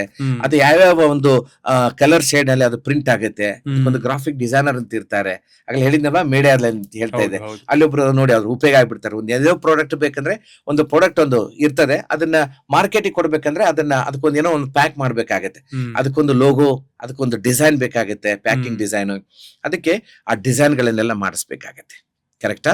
ಆಮೇಲೆ ಅದಕ್ಕೊಂದು CMYK ನಲ್ಲಿ ಅದು ಪ್ರಿಂಟ್ ಆಗುತ್ತೆ, ಅದು ರೋಲ್ ಗಳ ಪ್ರಿಂಟ್ ಆಗುತ್ತೆ, ಅಥವಾ ಒಂದು ಸ್ಟ್ಯಾಂಡಿ ಪೌಚ್ ಗಳ ಪ್ರಿಂಟ್ ಆಗುತ್ತೆ, ಅಥವಾ ಒಂದು ಬಾಕ್ಸ್ ನಲ್ಲಿ ಪ್ರಿಂಟ್ ಆಗುತ್ತೆ, ಅಥವಾ ಒಂದು ಪ್ಲಾಸ್ಟಿಕ್ ಒಂದು ಬಾಟಲ್ ತಗೊಂಡ್ರೆ ಅದಕ್ಕೊಂದು ಸ್ಟಿಕ್ಕರ್ ಬೇಕಾಗುತ್ತೆ. ನೋಡಿ, ಒಳಗಡೆ ಫಿಲ್ ಮಾಡುತ್ತೀರಿ ಅಥವಾ ಒಳಗಡೆ ಮೆಟೀರಿಯಲ್ ಹಾಕಿದ್ರೆ ಮೇಲ್ಗಡೆ ಅದಕ್ಕೊಂದು ಸ್ಟಿಕ್ಕರಿಂಗ್ ಬೇಕಾಗತ್ತೆ. ಅದೆಲ್ಲ ಗ್ರಾಫಿಕ್ ಡಿಸೈನರ್ಸ್ ಮಾಡುವಂತದ್ದು. ಜೊತೆಗೆ ಪ್ರಿಂಟ್ ಕೂಡ ಆಗತ್ತೆ. ಪ್ರಿಂಟಿಂಗ್ ಎಲ್ಲೆಲ್ಲ ಆಗುತ್ತೆ ಅನ್ನೋದು ಮುಂದಿನ ದಿನಗಳೆಲ್ಲ ಹೇಳ್ಕೊಡ್ತೀನಿ. CMYK W ಅಂತಂದ್ರೆ ವೈಟ್ ಅಂತ ಬರ್ತದೆ, ಒಂದು ಪರ್ಲ್ ಕಲರ್ ಬರುತ್ತೆ, ಒಂದು ಗೋಲ್ಡ್ ಸಿಲ್ವರ್ ಅಂತ ಬರುತ್ತೆ, ಅಲ್ಲೆಲ್ಲ ಹೈಲೈಟ್ ಮಾಡ್ಬೇಕಾಗಿರುತ್ತೆ ಅಂತ ಹೇಳಿ ಆಯಾ ಒಂದು ಇದ್ರ ಮೇಲೆ CMYK W ಅಂದ್ರೆ ಸಿಯಾನ್, ಮೆಜೆಂಟ್, ಯೆಲ್ಲೋ, ಬ್ಲಾಕ್ ನಲ್ಲಿ ಅದು ಪ್ರಿಂಟ್ ಆಗುತ್ತೆ. ಬ್ಯಾಂಕ್ ನ 10 ಮಾರ್ಕ್ಸ್ ಅಲ್ಲಿ ಎಸ್, ಈಗ ಅದನ್ನೇ ಹೇಳ್ತಾ ಇದ್ದೀನಿ. 5 ಮಾರ್ಕ್ಸ್ ನಿಮ್ಮ ಸಿಬಿಲ್ ರಿಪೋರ್ಟ್ ಆಯ್ತು. ಇನ್ನು 3 ಮಾರ್ಕ್ಸ್ ಅಂದ್ರೆ ಅದಕ್ಕೊಂದು ಐಡಿಯಾನು ಹೇಳ್ಕೊಡ್ತೀನಿ ನಿಮ್ಗೆ. ಅಂದ್ರೆ ಏನ್ ಮಾಡ್ಬೇಕು, ಚಿಕ್ಕದಾಗಿ ಒಂದು ₹10,000 ಒಂದು ₹25,000 ನಿಮ್ ಕಡೆ ಇದೆ, ಅದನ್ನ ಚಿಕ್ಕದಾಗಿ ಒಂದು ಬಿಸ್ನೆಸ್ ಅನ್ನ ಸ್ಟಾರ್ಟ್ ಮಾಡ್ಕೊಳ್ಳಿ. ಚಿಕ್ಕದಾಗಿ ಅದೇನ್ ಮಾಡಿ ಒಂದು ₹10,000 ಒಂದು ಮೆಟೀರಿಯಲ್ ಅನ್ನು ಕೊಡಿ, ಏನೋ ತಯಾರು ಮಾಡ್ಕೊಂಡು ಗೃಹ ಉದ್ಯೋಗ ಸ್ಟಾರ್ಟ್ ಮಾಡ್ಕೊಳ್ಳಿ, ಅಥವಾ ಒಂದು ಚಿಕ್ಕದಾಗಿ ಮಾಡ್ಕೊಳ್ಳಿ. ಒಂದು ₹10,000 ನಿಮ್ ಕೈನಲ್ಲಿ ಬಂತಪ್ಪ ಅಂದ್ರೆ ಅದನ್ನ ಟ್ರಾನ್ಸಾಕ್ಷನ್ ಮಾಡ್ತಾ ಇರಿ. ಮತ್ತೊಂದು ₹10,000 ಯಾರೋ ಒಬ್ರ ಕಡೆಯಿಂದ ನೀವ್ ಏನ್ ಮಾಡಿ ಹಾಕ್ಸಿ. ಟ್ರಾನ್ಸಾಕ್ಷನ್ ಚೆನ್ನಾಗಿ ಈಗ ನೋಡಿ, ಫಾರ್ ಎಕ್ಸಾಂಪಲ್ ಡೈಲಿ ₹10,000 ನಿಮ್ ಟ್ರಾನ್ಸಾಕ್ಷನ್ ಆದ್ರೆ ತಿಂಗಳಿಗೆ 3 ಲಕ್ಷ ಆಯ್ತು. ಹೌದು. ಒಂದ್ ವೇಳೆ ₹25,000 ಮೆಟೀರಿಯಲ್ಸ್ ಏನೋ ತಗೊಂಡ್ ಬಂದು ₹25,000 ನೀವು ಟ್ರಾನ್ಸಾಕ್ಷನ್ ಮಾಡ್ಕೊಂಡಿದ್ರಿ ಎವ್ರಿ ಡೇ, 25,000 × 30 ಅಂದ್ರೆ ಎಷ್ಟೊತ್ತು 7.5 ಲಕ್ಷ ಆಯ್ತು. ಈಗ 3 ಲಕ್ಷನೋ 4 ಲಕ್ಷನೋ ಟ್ರಾನ್ಸಾಕ್ಷನ್ ಮಾಡ್ತಾ ಇದ್ರೆ ಬ್ಯಾಂಕರ್ಸ್ ಏನ್ ಮಾಡ್ತಾರೆ ಹೇಳಿ, ಅಲ್ಲಪ್ಪ ಇನ್ನೂ ನಾನು ನಿನಗೆ ಲೋನೇ ಕೊಟ್ಟಿಲ್ಲ, ಇನ್ನು ಯಾವ್ದೇ ರೀತಿ ನನ್ಗೆ ಯೋಜನೆನೂ ಬಂದಿಲ್ಲ, ಈಗಲೇ ನೀನು 10-20 ಸಾವಿರ ಪ್ರತಿ ಒಂದು 5,000 10,000 ದುಡಿತಾ ಇದೆಯಪ್ಪ, ತಿಂಗಳಿಗೆ ಒಂದು ಎವರೇಜ್ ನೋಡಿದ್ರೆ 2 ಲಕ್ಷನೋ 3 ಲಕ್ಷ ನೀ ದುಡಿತಾ ಇದೆಯಪ್ಪ ಅಂತಂದ್ರೆ ನನ್ನ EMI ಗೆ ತೊಂದರೆ ಇಲ್ಲ. ಅಂದ್ರೆ ನಿನಗೆ ನಾಳೆ ಒಂದು ಏನಾದ್ರು 10-20 ಲಕ್ಷದ ನಾನು ಯೋಜನೆಗೆ ಫಂಡ್ ರಿಲೀಸ್ ಮಾಡಿದ್ರೆ, ನಾನು ಫಂಡಿಂಗ್ ಮಾಡಿದ್ರೆ ನನಗೆ ನಾಳೆ EMI ಗೆ ತೊಂದರೆ. ಯಾಕಂದ್ರೆ ಈಗಲೇ 3-4 ಲಕ್ಷ ಕಟ್ತಾ ಇದೆಯಾ ಎವ್ರಿ ಡೇ ತಿಂಗಳಿಗೆ, ಇನ್ನು ಏನಾದ್ರು ನಿನ್ಗೊಂದು 10-20 ಲಕ್ಷ ಮಾಡಿದ್ರೆ ಅವಾಗ ಒಂದು ಈ 3 ಲಕ್ಷ ಇದ್ದದ್ದು 7-8 ಲಕ್ಷ ಆಗುತ್ತೆ ನಾಳೆ ಟರ್ನ್ ಓವರ್. ಅವಾಗ ನನ್ನ EMI ಗೆ ಅಂದ್ರೆ ಬ್ಯಾಂಕಿಗೆ ಯಾವ ರೀತಿ ತೊಂದರೆ ಆಗುದಿಲ್ಲ ಅಂತೇಳಿ ಅವ್ರು ಕ್ಯಾಲ್ಕುಲೇಟ್ ಮಾಡ್ತಾರೆ. ಇದೊಂದು 3 ಮಾರ್ಕ್ಸ್. ಇನ್ನು 2 ಮಾರ್ಕ್ಸ್ ಅಂದ್ರೆ ನಮ್ಮ ಆಟಿಟ್ಯೂಡ್ ಬಹಳ ಇಂಪಾರ್ಟೆಂಟ್ ಇದೆ. ಒಂದು ದೊಡ್ಡ ಕುಂಕುಮ ಹಾಕೊಂಡು, ಕಿವಿನಲ್ಲಿ ರಿಂಗ್ ಹಾಕೊಂಡು, ಒಂದು ದೊಡ್ಡ ಏನೋ ಟವಲ್ ಹಾಕೊಂಡ್ಬಿಟ್ಟು, ದಾಡಿ ಬಿಟ್ಕೊಂಡು, ಒಂದು ಕ್ರೂರತೆಯಿಂದ ಡ್ರೆಸ್ ಮಾಡ್ಕೊಂಡು, ಬಾಯಲ್ಲಿ ಗುಟ್ಕಾ ಹಾಕೊಂಡ್ಬಿಟ್ಟು, ಒಂದಿಷ್ಟು ಸಿಗರೇಟ್ ಹಿಡ್ಕೊಂಡು ಹೋಗ್ಬಿಟ್ಟು ಅವ್ನ ಮ್ಯಾನೇಜರ್ ಮುಂದೆ ಕೊಟ್ಟು ನನಗೆ ಹಿಂಗ್ ಬೇಕು ಸಾರ್, ಲೋನ್ ಬೇಕು ಸಾರ್ ಅಂತ ಹೇಳಿದ್ರೆ ಅದು ಆಟಿಟ್ಯೂಡ್ ಅಲ್ಲ. ಆಕ್ಚುಲಿ ಒಂದು ಸಿಸ್ಟಮೆಟಿಕ್ ಆಗಿರ್ಬೇಕು, ಸೇವಿಂಗ್ ಮಾಡ್ಬೇಕು, ಅಥವಾ ಸೇವಿಂಗ್ ಮಾಡ್ಕೊಳ್ಳಿಲ್ಲ ಅಂದ್ರೆ ಅಟ್ಲೀಸ್ಟ್ ಸಿಸ್ಟಮೆಟಿಕ್ ಆಗಿ ಒಂದು ಹೈಜಿನಿಕ್ ಆಗಿ ಒಂದು ಡ್ರೆಸ್ ಗಳನ್ನ ಮಾಡ್ಕೊಳ್ಳೋದಾಗ್ಲಿ, ಆಮೇಲೆ ಒಂದ್ ಸ್ವಲ್ಪ ಚೆನ್ನಾಗಿ ಕೋಮಿಂಗ್ ಮಾಡ್ಕೊಂಡು ಸಿಸ್ಟಮೆಟಿಕ್ ಆಗಿ ರೆಡಿ ಆಗ್ಬೇಕು. ಪ್ರತಿದಿನ ಅದು ನಾವು ಹೈಜಿನಿಕ್ ಆಗಿರ್ಬೇಕು, ಸಿಸ್ಟಮೆಟಿಕ್ ಆಗಿರ್ಬೇಕು. ನಮ್ಮ ಬಟ್ಟೆ ಭೂಷಣ ಅಂತ ಹೇಳ್ತೀವಿ, ಬಟ್ಟೆಗಳು ಚೆನ್ನಾಗಿರ್ಬೇಕು, ಹಾರ್ಡ್ ಆಗಿರ್ಬಾರ್ದು, ಸ್ಮೂತ್ ಆಗಿರ್ಬೇಕು. ಅದ್ರ ಜೊತೆಗೆ ಆಟಿಟ್ಯೂಡ್ ಅಂದ್ರೆ ಇದ್ರ ಜೊತೆಗೆ ಆ ಯೋಜನೆ ಬಗ್ಗೆ ಕೇಳ್ತೀನಿ, ನೀನು ಮಾರ್ಕೆಟಬಿಲಿಟಿ ಎಲ್ಲಿದೆಪ್ಪ ಅಂತಂದ್ರೆ ಮಾರ್ಕೆಟ್ ಬಗ್ಗೆ ಅವ್ರು ತಿಳ್ಕೊಂಡಿರ್ಬೇಕು. ಅದಕ್ಕೇನೆ EDP ಟ್ರೈನಿಂಗ್ ಗಳಿದಾವೆ. ಅದಕ್ಕೆ ನೀವ್ ಏನ್ ಮಾಡ್ಬೇಕು, ಮೊದಲು EDP ಟ್ರೈನಿಂಗ್ ಗಳಿಗೆ ಎಲ್ಲಿ ಕೊಡ್ತಾರೆ ಅನ್ನೋದನ್ನ ಕೇಳ್ಕೊಂಡು ಆ EDP ಗೆ ಜಾಯ್ನ್ ಆಗ್ಬೇಕು. ಈ ಉದ್ಯಮಶೀಲತಾ ಕಾರ್ಯಕ್ರಮಗಳಿಗೆ ನೀವು ತರಬೇತಿಗಳಿಗೆ ಬಂದ್ರೆ 3 ದಿನ 4 ದಿನ ಕಾರ್ಯಕ್ರಮ ಇರುತ್ತೆ. ಒಂದೊಂದು 10 ದಿನದ 15 ದಿನಗಳದ್ದು ಇರುತ್ತೆ, ಒಂದೊಂದು 40 ದಿನಗಳದ್ದು ಇರ್ತವೆ ಆಯಾ ವಿಷಯಕ್ಕೆ ಸಂಬಂಧಪಟ್ಟಾಗಿ. ಅಲ್ಲಿ ಬಂದ್ರೆ ಏನಾಗುತ್ತೆ ಅಂದ್ರೆ ಅಲ್ಲಿ ಸ್ವಲ್ಪ ಐಡಿಯಾ ಬರುತ್ತೆ, ಅವ್ರಿಗೆ ಮಾರ್ಗದರ್ಶನ ಸಿಗುತ್ತೆ ಸರಿಯಾಗಿ. ಯಾಕಂದ್ರೆ ಎಕ್ಸ್ಪರ್ಟೈಸ್ ಇರ್ತೀವಿ, ಅವ್ರಿಗೆ ಒಂದೊಂದು ಸೆಷನ್ ಅಲ್ಲಿ ಒಂದೊಂದು ಸಬ್ಜೆಕ್ಟ್ ಗಳನ್ನ ಹೇಳಿ ಅಲ್ಲಿ ಕಲಿಸಿಕೊಡ್ತೀವಿ ನಾವು. ಹಾಗೇನೆ ಇಲ್ಲಿ 2 ಮಾರ್ಕ್ಸ್ ನಲ್ಲಿ ಇದು ಒಂದು ಆಟಿಟ್ಯೂಡ್ ನಲ್ಲಿ ಡ್ರೆಸ್ಸಿಂಗ್ ಬಂತು. ಅದ್ರ ಜೊತೆಗೆ ಆ ಯೋಜನೆ ಕುರಿತಾಗಿ ಅವ್ರಿಗೆ ಎಷ್ಟು ನಾಲೆಜ್ ಇದೆ ಅಂತ ಹೇಳಿ ಬ್ಯಾಂಕರ್ಸ್ ತಿಳ್ಕೊಳ್ಳಕ್ಕೆ ಪ್ರಯತ್ನ ಮಾಡ್ತಾರೆ. ಅಪ್ಪ ನಿನಗೆ ಇದು ಫುಡ್ ಇಂಡಸ್ಟ್ರಿ ಅಂತ ಇದ್ರಿಗೆ ಹೇಗ್ ತಯಾರು ಮಾಡ್ತೀಯಾ, ಇದು ರಾ ಮೆಟೀರಿಯಲ್ ಸಿಗುತ್ತೆ, ನೀನ್ ಅದ್ರ ಪ್ರಾಡಕ್ಟ್ ಅನ್ನು ಯಾವ ರೀತಿ ತಯಾರು ಮಾಡ್ತೀಯಾ, ಅದನ್ನ ಪ್ಯಾಕಿಂಗ್ ಯಾವ ರೀತಿ ರೆಡಿ ಮಾಡ್ತೀಯಾ, ನೀನು ಮಾರ್ಕೆಟಬಿಲಿಟಿ ಎಲ್ಲಿದೆ ಅಂತ ಕೇಳುವಾಗ ಅದ್ರ ಬಗ್ಗೆ ನಾಲೆಜ್ ಬೇಕಾಗತ್ತೆ. ಅದೇ ಅದಕ್ಕೆ ಒಂದು ಪರಿಣಿತಿ ಅಥವಾ ಜ್ಞಾನ ಪಡ್ಕೊಂಡಿರ್ಬೇಕು. ಅದ್ರ ಜೊತೆಗೆ ಮಾರ್ಕೆಟಬಿಲಿಟಿ ಎಲ್ಲಿದೆಪ್ಪ, ನೀನ್ ಎಲ್ಲಿ ಸೇಲ್ ಮಾಡ್ತೀಯ ಅಂದ್ರೆ ಆ ಮಾರ್ಕೆಟಬಿಲಿಟಿ ಎಲ್ಲೆಲ್ಲಿದೆ ಅನ್ನೋದನ್ನ ತಿಳ್ಕೊಂಡಿರ್ಬೇಕು. ಅದಕ್ಕೆ ಏನ್ ಮಾಡ್ಬೇಕು, ಈ ಮೋರ್ ರಿಲಯನ್ಸ್ ಅಂತ ಇರ್ತಾವಲ್ವಾ, ಅಲ್ಲಿ ಒಳಗಡೆ ಹೋಗಿ ನೋಡ್ಕೊಂಡ್ರೆ ರ್ಯಾಕ್ ಗಳಲ್ಲಿ ಅನೇಕ ಕಡೆ ಎಲ್ಲ ಅಲ್ಲಿ ಒಂದು ಲಕ್ಷಗಟ್ಟಲೆ ಮೆಟೀರಿಯಲ್ ಹಾಕಿರ್ತಾರೆ. ಅದು ಜಾದು ಮಾಡಿರೋದ್ರಿಂದ ಬಂದಿರೋದಲ್ಲ, ಯಾರೊಬ್ರು ಹಿಂಗ್ ಜಾದು ಮಾಡಲ್ಲ. ಅದು ಒಂದು ಇಂಡಸ್ಟ್ರಿ ಇರ್ತದೆ, ಅಲ್ಲಿಂದ ಒಂದು ಪ್ರೊಡಕ್ಷನ್ ತಯಾರಾಗಿರ್ತದೆ. ಆ ಪ್ರೊಡಕ್ಷನ್ ಅಲ್ಲಿ ಬಂದು ಪ್ಯಾಕಿಂಗ್ ಆಗಿ ಅಲ್ಲಿ ಡಿಸ್ಪ್ಲೇ ಮಾಡಿರ್ತಾರೆ. ಜನ ಅದನ್ನ ಬಂದು ತಗೊಳ್ತಿರ್ತಾರೆ, ಪ್ಯಾಕ್ ಮಾಡ್ಕೊಂಡು ಬಿಲ್ಲಿಂಗ್ ಮಾಡ್ಕೊಂಡು ತಗೊಂಡು ಹೋಗ್ತಿರ್ತಾರೆ. ಅದಕ್ಕೆ ಒಂದು ವೇಳೆ ಈಗ ಬೆಂಗಳೂರು ಅಥವಾ ಕರ್ನಾಟಕ 5 ದಿನ ಕ್ಲೋಸ್, ಬಂದು ಯಾರು ಹೊರಗಡೆ ಬರಬಾರ್ದು ನಾಳಿಂದ ಅಂದ್ರೆ, ನಾವು ಗೋಲ್ಡ್ ತಗೊಳಕ್ ಹೋಗುದಿಲ್ಲ, ಬಟ್ಟೆ ತಗೊಳಕ್ ಹೋಗುದಿಲ್ಲ, ಎದಕ್ಕೂ ಹೋಗುದಿಲ್ಲ. ಫಸ್ಟ್ ನಾವು ಫುಡ್ ತಗೊಳಕ್ ಹೋಗ್ತೀವಿ. ಫುಡ್ ತಗೊಳಕ್ ಹೋಗ್ತೀವಿ ಯಾಕಂದ್ರೆ ಮನುಷ್ಯ ಹ್ಯೂಮನ್ ಬೀಯಿಂಗ್ ಮೊದಲು ಬದುಕ್ಬೇಕು. ನಾವು ಅಂದ್ರೆ ಹ್ಯೂಮನ್ ಕನ್ಸ್ಯೂಮ್ ಬದುಕಿ ಅಂದ್ರೆ ನಾವು ಅದನ್ನ ತಿಂದು ಬದುಕ್ಬೇಕಂದ್ರೆ ಫುಡ್ ಇಂಡಸ್ಟ್ರಿ. ಅದಕ್ಕೆ ಇಡೀ ಜಗತ್ತಿನಲ್ಲಿ ಎಲ್ಲೇ ಹೋಗಿ ಫುಡ್ ಇಂಡಸ್ಟ್ರಿನೇ ಪ್ರಥಮವಾಗಿ ಬಂದು ನಿಂತ್ಕೊಳ್ತದೆ. ಅದಕ್ಕೆ ನಾನು ಆಗ್ಲೇ ಹೇಳಿದೆ ನೋಡಿ, ಫುಡ್ ಇಂಡಸ್ಟ್ರಿ, ಬೇರೆ ಬೇರೆ ಇಂಡಸ್ಟ್ರಿಗಳೆಲ್ಲ ಇವೆಲ್ಲ ಓಡುವಂತ ಬಿಸ್ನೆಸ್ ಗಳಂತೇಳಿ. ಪ್ರತಿದಿನ ಮನುಷ್ಯನಿಗೆ ತಿನ್ನುವ ಆಹಾರಗಳು ಬೇಕೇ ಬೇಕು, ಇಲ್ಲಾಂದ್ರೆ ಬದುಕಲಿಕ್ಕೆ ಆಗುದಿಲ್ಲ. ನೀರು ಬೇಕು, ಆಹಾರನೂ ಬೇಕು, ಎಲ್ಲವೂ ಬೇಕಾಗ್ತದೆ. ಸೊ ಇಲ್ಲಿ 2 ಮಾರ್ಕ್ಸ್ ನಲ್ಲಿ ನಿಮ್ಮ ಆಟಿಟ್ಯೂಡ್, ನಿಮ್ಮ ಡ್ರೆಸ್ಸಿಂಗ್ ಆಯ್ತು, ಮತ್ತೆ ಆ ಯೋಜನೆ ಕುರಿತಾಗಿ ನೀವೇನ್ ಮಾಡ್ಬೇಕಂದ್ರೆ ಆ ಯೋಜನೆ ಕುರಿತಾಗಿ ಒಂದು ತರಬೇತಿ ಆಗ್ಲಿ ಪರಿಣಿತರಿಂದ, ಅಥವಾ ಅಟ್ಲೀಸ್ಟ್ ಒಂದು ಇಡಿಪಿ ಟ್ರೈನಿಂಗ್ ಇಲ್ಲ ಅಂದ್ರೆ ಅಟ್ಲೀಸ್ಟ್ ಅವ್ರು ಹೋಗಿ ಮಾರ್ಕೆಟ್ ನಲ್ಲಿ ನೋಡ್ಕೊಂಡು ಬರ್ಬೇಕು. ಸರಿಗ ಒಂದು 100 ಜನ ಈ ಲೋನ್ಗೆ ಅಪ್ಲೈ ಮಾಡ್ತಾರೆ ಅಂತ ಇಟ್ಕೊಳ್ಳೋಣ. ಯಾವ್ದಕ್ಕೆ? PMFME ಅಥವಾ PMEGPಗೆ. ಎಷ್ಟು ಜನಕ್ಕೆ, ಎಷ್ಟು % ಜನಕ್ಕೆ ಈ ಲೋನ್ ಅಪ್ರೂವ್ ಆಗುತ್ತೆ? ಸರ್ ಇಲ್ಲಿ ಏನಂತಂದ್ರೆ, ಈಗ ನಿಮಗೆ ಸಿಬಿಲೇ ಇಲ್ಲ, ಎಲ್ಲೋ ಏನೋ ಡಿಫಾಲ್ಟ್ ಮಾಡಿದ್ರಿ, ಎಲ್ಲೋ ನಿಮ್ಮ ಸಿಬಿಲ್ ಅನ್ನು ಹಾಳು ಮಾಡ್ಕೊಂಡಿರಿ ಅಂದ್ರೆ ಅಂತವ್ರಿಗೆ ಲೋನ್ ಕೊಡ್ಲಿಕ್ಕೆ ಆಗೋದಿಲ್ಲ. ಬಟ್ ಇಲ್ಲ, ಯಾಕಂದ್ರೆ ಬ್ಯಾಂಕ್ ಕೊಡೋದಿಲ್ಲ, ನಾವೇನೋ ಸ್ಯಾಂಕ್ಷನ್ ಮಾಡ್ಬಿಡ್ಬೋದು. ನಾವು ಪಾಪ ಅವ್ರು ಏನೋ ಒಂದು ಉದ್ಧಾರ ಆಗ್ಲಿ, ಒಬ್ಬ ಉದ್ಯಮಿಯಾಗಿ ಬರ್ಲಪ್ಪ ಅಂತೇಳಿ ನಾವು ಸ್ಯಾಂಕ್ಷನ್ ಮಾಡ್ಬೋದು. ಬಟ್ ಅದು ನಾವು ನೋಡೇ ಬಿಡ್ತೀವಿ, ಮೊದ್ಲೇನೆ ಚೆಕ್ ಮಾಡ್ತೀವಿ. ಅದು ಕ್ರೈಟೇರಿಯಾ ಅಂತ ಹೇಳ್ತೀವಲ್ಲ, ಅದು ನಾವು ಚೆಕ್ ಮಾಡ್ತೀವಿ. ಒಂದ್ ವೇಳೆ ಸಿಬಿಲ್ ಇಲ್ಲ ಅಂದ್ರೆ, ಅಥವಾ ಅವ್ರ ಮನೇಲಿ ಯಾರಾದ್ರೂ ಇದು ಸಿಬಿಲ್ ಚೆನ್ನಾಗಿರೋರು ಅವ್ರು ಮಾಡ್ಬೋದು. ಈಗ ಗಂಡನಿಗೆ ಒಂದು ಸಿಬಿಲ್ ಹೋಗಿದೆ ಅಂದ್ರೆ, ಅವ್ರ ಪತಿ ಅವ್ರಿಗೆ ಚೆನ್ನಾಗಿ ಸಿಬಿಲ್ ಇದ್ರೆ ಅವ್ರು ಮಾಡ್ಬೋದು. ಈಗ ಬ್ಯಾಂಕಿಂದ ಒಂದು ಅಪ್ರೂವ್ ಸಿಕ್ಕಿದೆ, ನಿಮ್ ಕಡೆಯಿಂದ ಅಪ್ರೂವ್ ಸಿಗ್ಬೇಕು ಅಂದ್ರೆ ಏನ್ ಮಾಡ್ಬೇಕು? ಫಸ್ಟ್ ನಾವೇ ಅಪ್ರೂವಲ್ ಕೊಡ್ತೀವಿ, ಆಮೇಲೆ ಬ್ಯಾಂಕಿಗೆ ಹೋಗುತ್ತೆ. ಇಲ್ಲಿ ಬ್ಯಾಂಕ್ ನಿಂದ ಆ ಕಡೆಯಿಂದ ಬರೋದಿಲ್ಲ. ಸರ್ಕಾರ ಯೋಜನೆಗಳು ಯಾವಾಗಲೂ ನಾವಿಲ್ಲಿ ಅವ್ರನ್ನ ಇಂಟರ್ವ್ಯೂ ಮಾಡ್ತೀವಿ, ಮಾರ್ಗದರ್ಶನ ಮಾಡ್ತೀವಿ, ತರಬೇತಿ ಕೊಡ್ತೀವಿ, ಪ್ರಾಸೆಸ್ ಹೇಗಾಗುತ್ತೆ ಹೇಳ್ತೀವಿ. ನಾವೇ ಈಗ PMFN ಅಂತ ನಿಮ್ಗೆ ಹೇಳಿದ್ರ, ಜಿಲ್ಲಾ ಸಂಪನ್ಮೂಲ ವ್ಯಕ್ತಿಗಳ ಅಧಿಕಾರಿಗಳಿದ್ದಾರೆ. ಅವ್ರು ಏನ್ ಮಾಡ್ತಾರೆ ಅಂದ್ರೆ, ಅವರೇ ಒಂದು ಪೋರ್ಟಲ್ ಇದೆ, ನಮ್ದು PMFM ಯೋಜನೆ ಇದೆ, ಅದು ಪೋರ್ಟಲ್ ಇದೆ. ಆನ್ಲೈನ್ ಅಲ್ಲಿ ನಾವೇ ಅದನ್ನೆಲ್ಲ ಹಾಕ್ತಿವಿ. ನಮ್ಮ ಪೋರ್ಟಲ್ ನಲ್ಲಿ ನಾವೇ ಎಲ್ಲವನ್ನ ಹಾಕ್ಬಿಟ್ಟು ಅದನ್ನ ಸ್ಯಾಂಕ್ಷನ್ ಮಾಡಿ, ನಮ್ಗೆ ಒಂದು ಪಾಸ್ವರ್ಡ್ ಲಾಗಿನ್ ಇರುತ್ತೆ. ಅದನ್ನ ನಾವು DLC ಕಮಿಟಿ ಕಳಿಸ್ತೀವಿ. ಅದಕ್ಕಿಂತ ಮುಂಚೆ ಜಿಲ್ಲಾ ನೋಡಲ್ ಆಫೀಸರ್ ಇರ್ತಾರೆ, ಅವ್ರಿಗೆ ಹೋಗುತ್ತೆ. ಅವರು ಅದನ್ನ ಮತ್ತೆ ವೆರಿಫೈ ಮಾಡಿ ಅದನ್ನೇನ್ ಮಾಡ್ತಾರೆ, ಜಿಲ್ಲಾ ಆಡಳಿತದ ಒಂದು DLC ಕಮಿಟಿ ಅಂತ ಇರುತ್ತೆ, ಡಿಸ್ಟ್ರಿಕ್ಟ್ ಲೆವೆಲ್ ಕಮಿಟಿ ಅಂತ ಹೇಳಿ, ಮಾನ್ಯ ಜಿಲ್ಲಾಧಿಕಾರಿ ಕಮಿಟಿ ಅಂತ ಇರುತ್ತೆ. ಅಲ್ಲಿಗೆ ಅದನ್ನ ಪಾಸ್ವರ್ಡ್ ಲಾಗಿನ್ ಹಾಕಿ ಅಲ್ಲಿಗೆ ಕಳಿಸ್ತಾರೆ.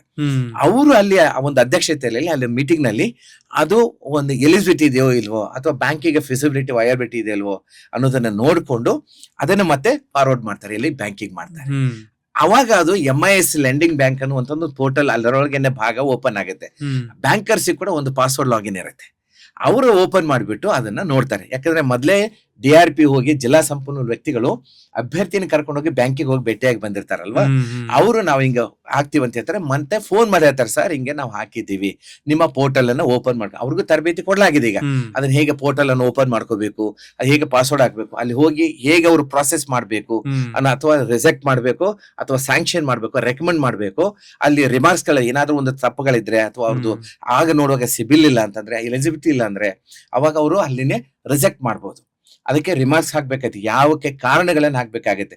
ನಾನು ಯಾಕೆ ಇದನ್ನ ರಿಜೆಕ್ಟ್ ಮಾಡ್ತಾ ಇದ್ದೀನಿ ಅಂದ್ರೆ ಇಂತಿಂತ ಕಾರಣಗಳು ಅಂತೇಳಿ ಹಾಕ್ಬೇಕಾಗತ್ತೆ. ಇಲ್ಲಿ ಏನಂದ್ರೆ 2 ಬ್ಯಾಂಕ್ ಗಳನ್ನ ಹಾಕಿರ್ತೀವಿ ನಾವು ಇದ್ರೊಳಗೆ. ಒಂದನೇ ಬ್ಯಾಂಕ್ ನವರು ಒಂದು ವೇಳೆ ರಿಜೆಕ್ಟ್ ಮಾಡಿದ್ರೆ ಆಟೋಮೆಟಿಕ್ಲಿ ಜಂಪ್ ಆಗೋದು 2ನೇ ಬ್ಯಾಂಕಿಗೆ ಹೋಗ್ಬಿಡುತ್ತೆ. 2ನೇ ಬ್ಯಾಂಕಿಗೆ ಹೋಗುತ್ತೆ. ಅಲ್ಲಿ ಅವರು ನೋಡ್ಕೊಳ್ತಾರೆ, ಅವರು ಕೂಡ ಸ್ಯಾಂಕ್ಷನ್ ಮಾಡ್ಬೋದು ಅಥವಾ ರಿಜೆಕ್ಟ್ ಮಾಡ್ಬೋದು. ಅವ್ರಿಗೆ ಬಿಟ್ಟಿರೋದು ರೆಕಮೆಂಡ್ ಮಾಡ್ಬೋದು ಅಥವಾ ರಿಜೆಕ್ಟ್ ಮಾಡ್ಕೋಬಹುದು. ಆಗ ಮತ್ತೆ ನಾವೇನ್ ಮಾಡ್ತೀವಿ, ರಿಜೆಕ್ಟ್ ಆದ್ಮೇಲೆ ಮತ್ತೆ ನಮಗೆ ಬರುತ್ತೆ ಅದು. ಯಾಕೆ ಅದನ್ನ ಮತ್ತೆ ಎನ್ಕ್ವೈರಿ ಮಾಡ್ತೀವಿ, ಯಾಕೆ, ಏನು ಕಾರಣಗಳು, ಯಾವ ಸಮಸ್ಯೆಯಿಂದ ಇದು ರಿಜೆಕ್ಟ್ ಆಯ್ತು ಅನ್ನೋದು ನೋಡ್ಕೊಂಡು ಮತ್ತೆ ಅಥವಾ ತಪ್ಪಾಗಿನೂ ಒಂದೊಂದ್ಸಾರಿ ಏನ್ ಮಾಡ್ತಾರೆ ಬ್ಯಾಂಕರ್ಸ್, ತಪ್ಪಾಗಿ ಕನ್ಫ್ಯೂಸ್ ಆಗಿ ಏನೋ ಒಂದು ರಿಜೆಕ್ಟ್ ಕೂಡ ಮಾಡ್ತಾರೆ. ಮತ್ತೆ ಅವ್ರಿಗೂ ಮನವರಿಕೆ ಮಾಡಿಬಿಟ್ಟು ಇಲ್ಲ ಇದು ಹೀಗಿದೆ ಅಂತೇಳಿ ಅದನ್ನ ಸರಿಯಾಗಿ ಮನವರಿಕೆ ಮಾಡಿಕೊಟ್ಟಾಗ ಕೂಡ ಸ್ಯಾಂಕ್ಷನ್ ಆಗ್ತದೆ. ಮೊದಲೇದಾಗಿ ನಾವು ಅದನ್ನ ವೆರಿಫೈ ಮಾಡಿ ಅದನ್ನ ಸ್ಯಾಂಕ್ಷನ್ ಮಾಡಿ ಬ್ಯಾಂಕಿಗೆ ಕಳಿಸಿದ ನಂತರ ಬ್ಯಾಂಕಿನವರು ಓನ್ಲಿ ಅವ್ರ ಕೆಲಸ ಏನಂದ್ರೆ ಸ್ಯಾಂಕ್ಷನ್ ಕೊಡೋದಲ್ಲ, ಕೇವಲ ಅವರು ಫಂಡ್ ಅನ್ನ ರೈಸ್ ಮಾಡುವಂತದ್ದು. ಬ್ಯಾಂಕ್ಗಳ ಕೆಲಸ ಏನಂದ್ರೆ ಫಂಡ್ ರೈಸ್ ಮಾಡುವಂತದ್ದು. ಅದನ್ನ ಹೇಳಿದ್ನಲ್ಲ ನಿಮಗೆ 10% ಮಾರ್ಜಿನ್ ಮನಿ ಅಭ್ಯರ್ಥಿ ಪಾಲು, ಇನ್ನು 90% ಬ್ಯಾಂಕ್ ಫಂಡಿಂಗ್ ಮಾಡುತ್ತೆ. ಆಮೇಲೆ ನಾವು ಸಬ್ಸಿಡಿಯನ್ನ ಎಲ್ಲ ಇಂಪ್ಲಿಮೆಂಟ್ ಆದ್ಮೇಲೆ, ಆ ಪ್ರಾಜೆಕ್ಟ್ ಇಂಪ್ಲಿಮೆಂಟ್ ಆದ್ಮೇಲೆ ಅದಕ್ಕೆ ಸಂಬಂಧಪಟ್ಟಂತ ಎಷ್ಟು ಭಾಗ ಇದೆಯೋ ಪ್ರೋತ್ಸಾಹನ ಅದನ್ನ ನಾವು ರಿಲೀಸ್ ಮಾಡ್ತಾ ಇದ್ದೀವಿ.